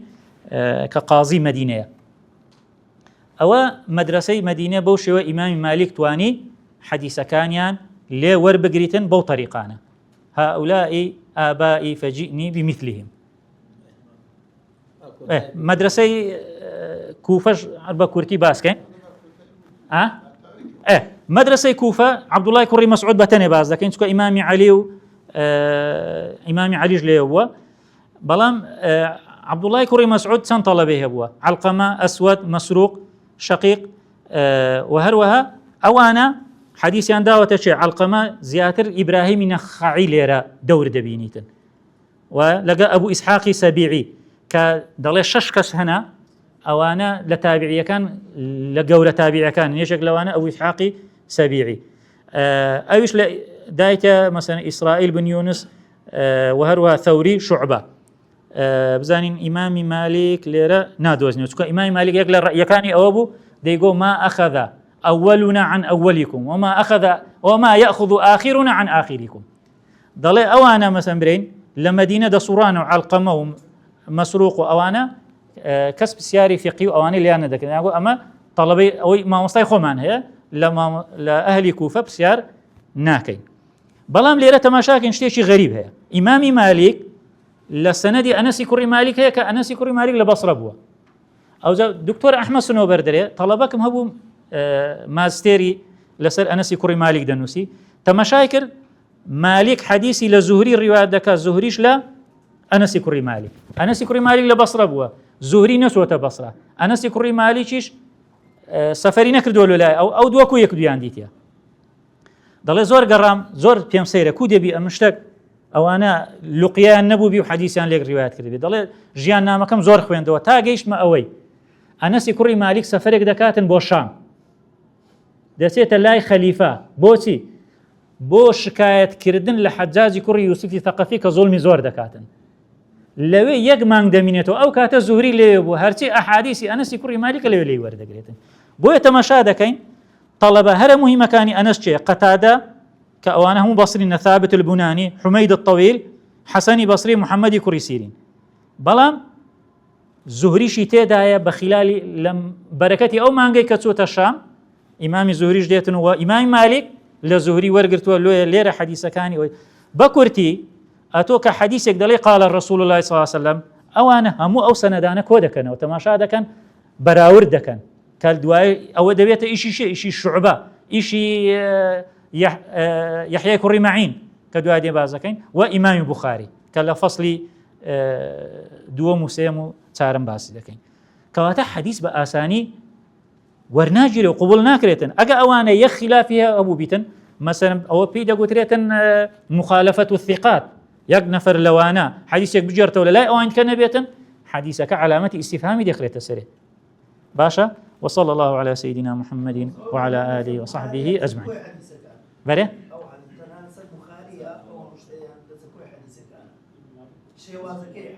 لسه كوي حديث أو هاي كوي حديث بخاري راوية كلا راوية كان لكوتاي نازم لو تنباس كم يعني كذا قاتت النتيجة يقلا أو كاني مثلا برين عنوانه كان دري لو لم يخلق الله البخاري أخوي يقول بخاري دروس نكر بايا خلق نكر بايا دەڵێ علەمای پێشە من گوتیانە 100 حەدیثمان لەدەست دەڕۆیشت دەڵێ بەڵام من دیراسەی ئەو 100 حەدیثەشم کرد بە واستەی بەرنامەیەک مەسەن مەکتەبەی شامی لەو ئەوانە هەیە ئەو مەکتەبەی شکەی بەکارینایە دەڵێ گەیشتمە ئەوەی ئەو 100 حەدیثەشم دۆزیەوە بەڵام یەک حەدیثم نەدۆزیەوە ناڵێ ئەو حەدیثە دەڵێ یەک حەدیث هەیە لەکن بوخاری لەکن ئەوانی کەن ئەمن نەمدۆزیوەتەوە دەڵێ لەوانەیە هەبێ لەوانەیە یەکەشکە لە پاشە من بگەڕێتن ئەو حەدیثەش بدۆزێتەوە ئەویش باسی دوو منافقە پێغەمبەری خوا صلی الله علیه و سلم دەفەرمێ أظن أن هذين الرجلين لا يعرفان من ديننا شيئا قال الليث يشك للشارح كان دلي إنهما كانا منافقين حديثك باسي دو منافق دكا دلي بس أجر بخاري نبوه بس أو حديث ما لدز درويشت مستخرجات يعني تلا علومي حديث قنديت مان يعني أتو دي كتابك دادني همان حديثي بخاري بلان بسندي خوت لطريقي شت كده قاتو بيغمبري خوا ببي طريقي بخاري كواتا اگه خوای گور بخاري شي خلق نكر با اما يك حديث مان لدز درويش وصلى الله على سيدنا محمد واله وصحبه اجمعين طبعا عفوا ما سيق سيدك او معناه يعني يك حديث مان لدز مسألة سيق لو انا درين كاكا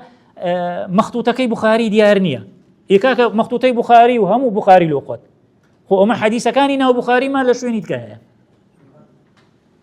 عفوا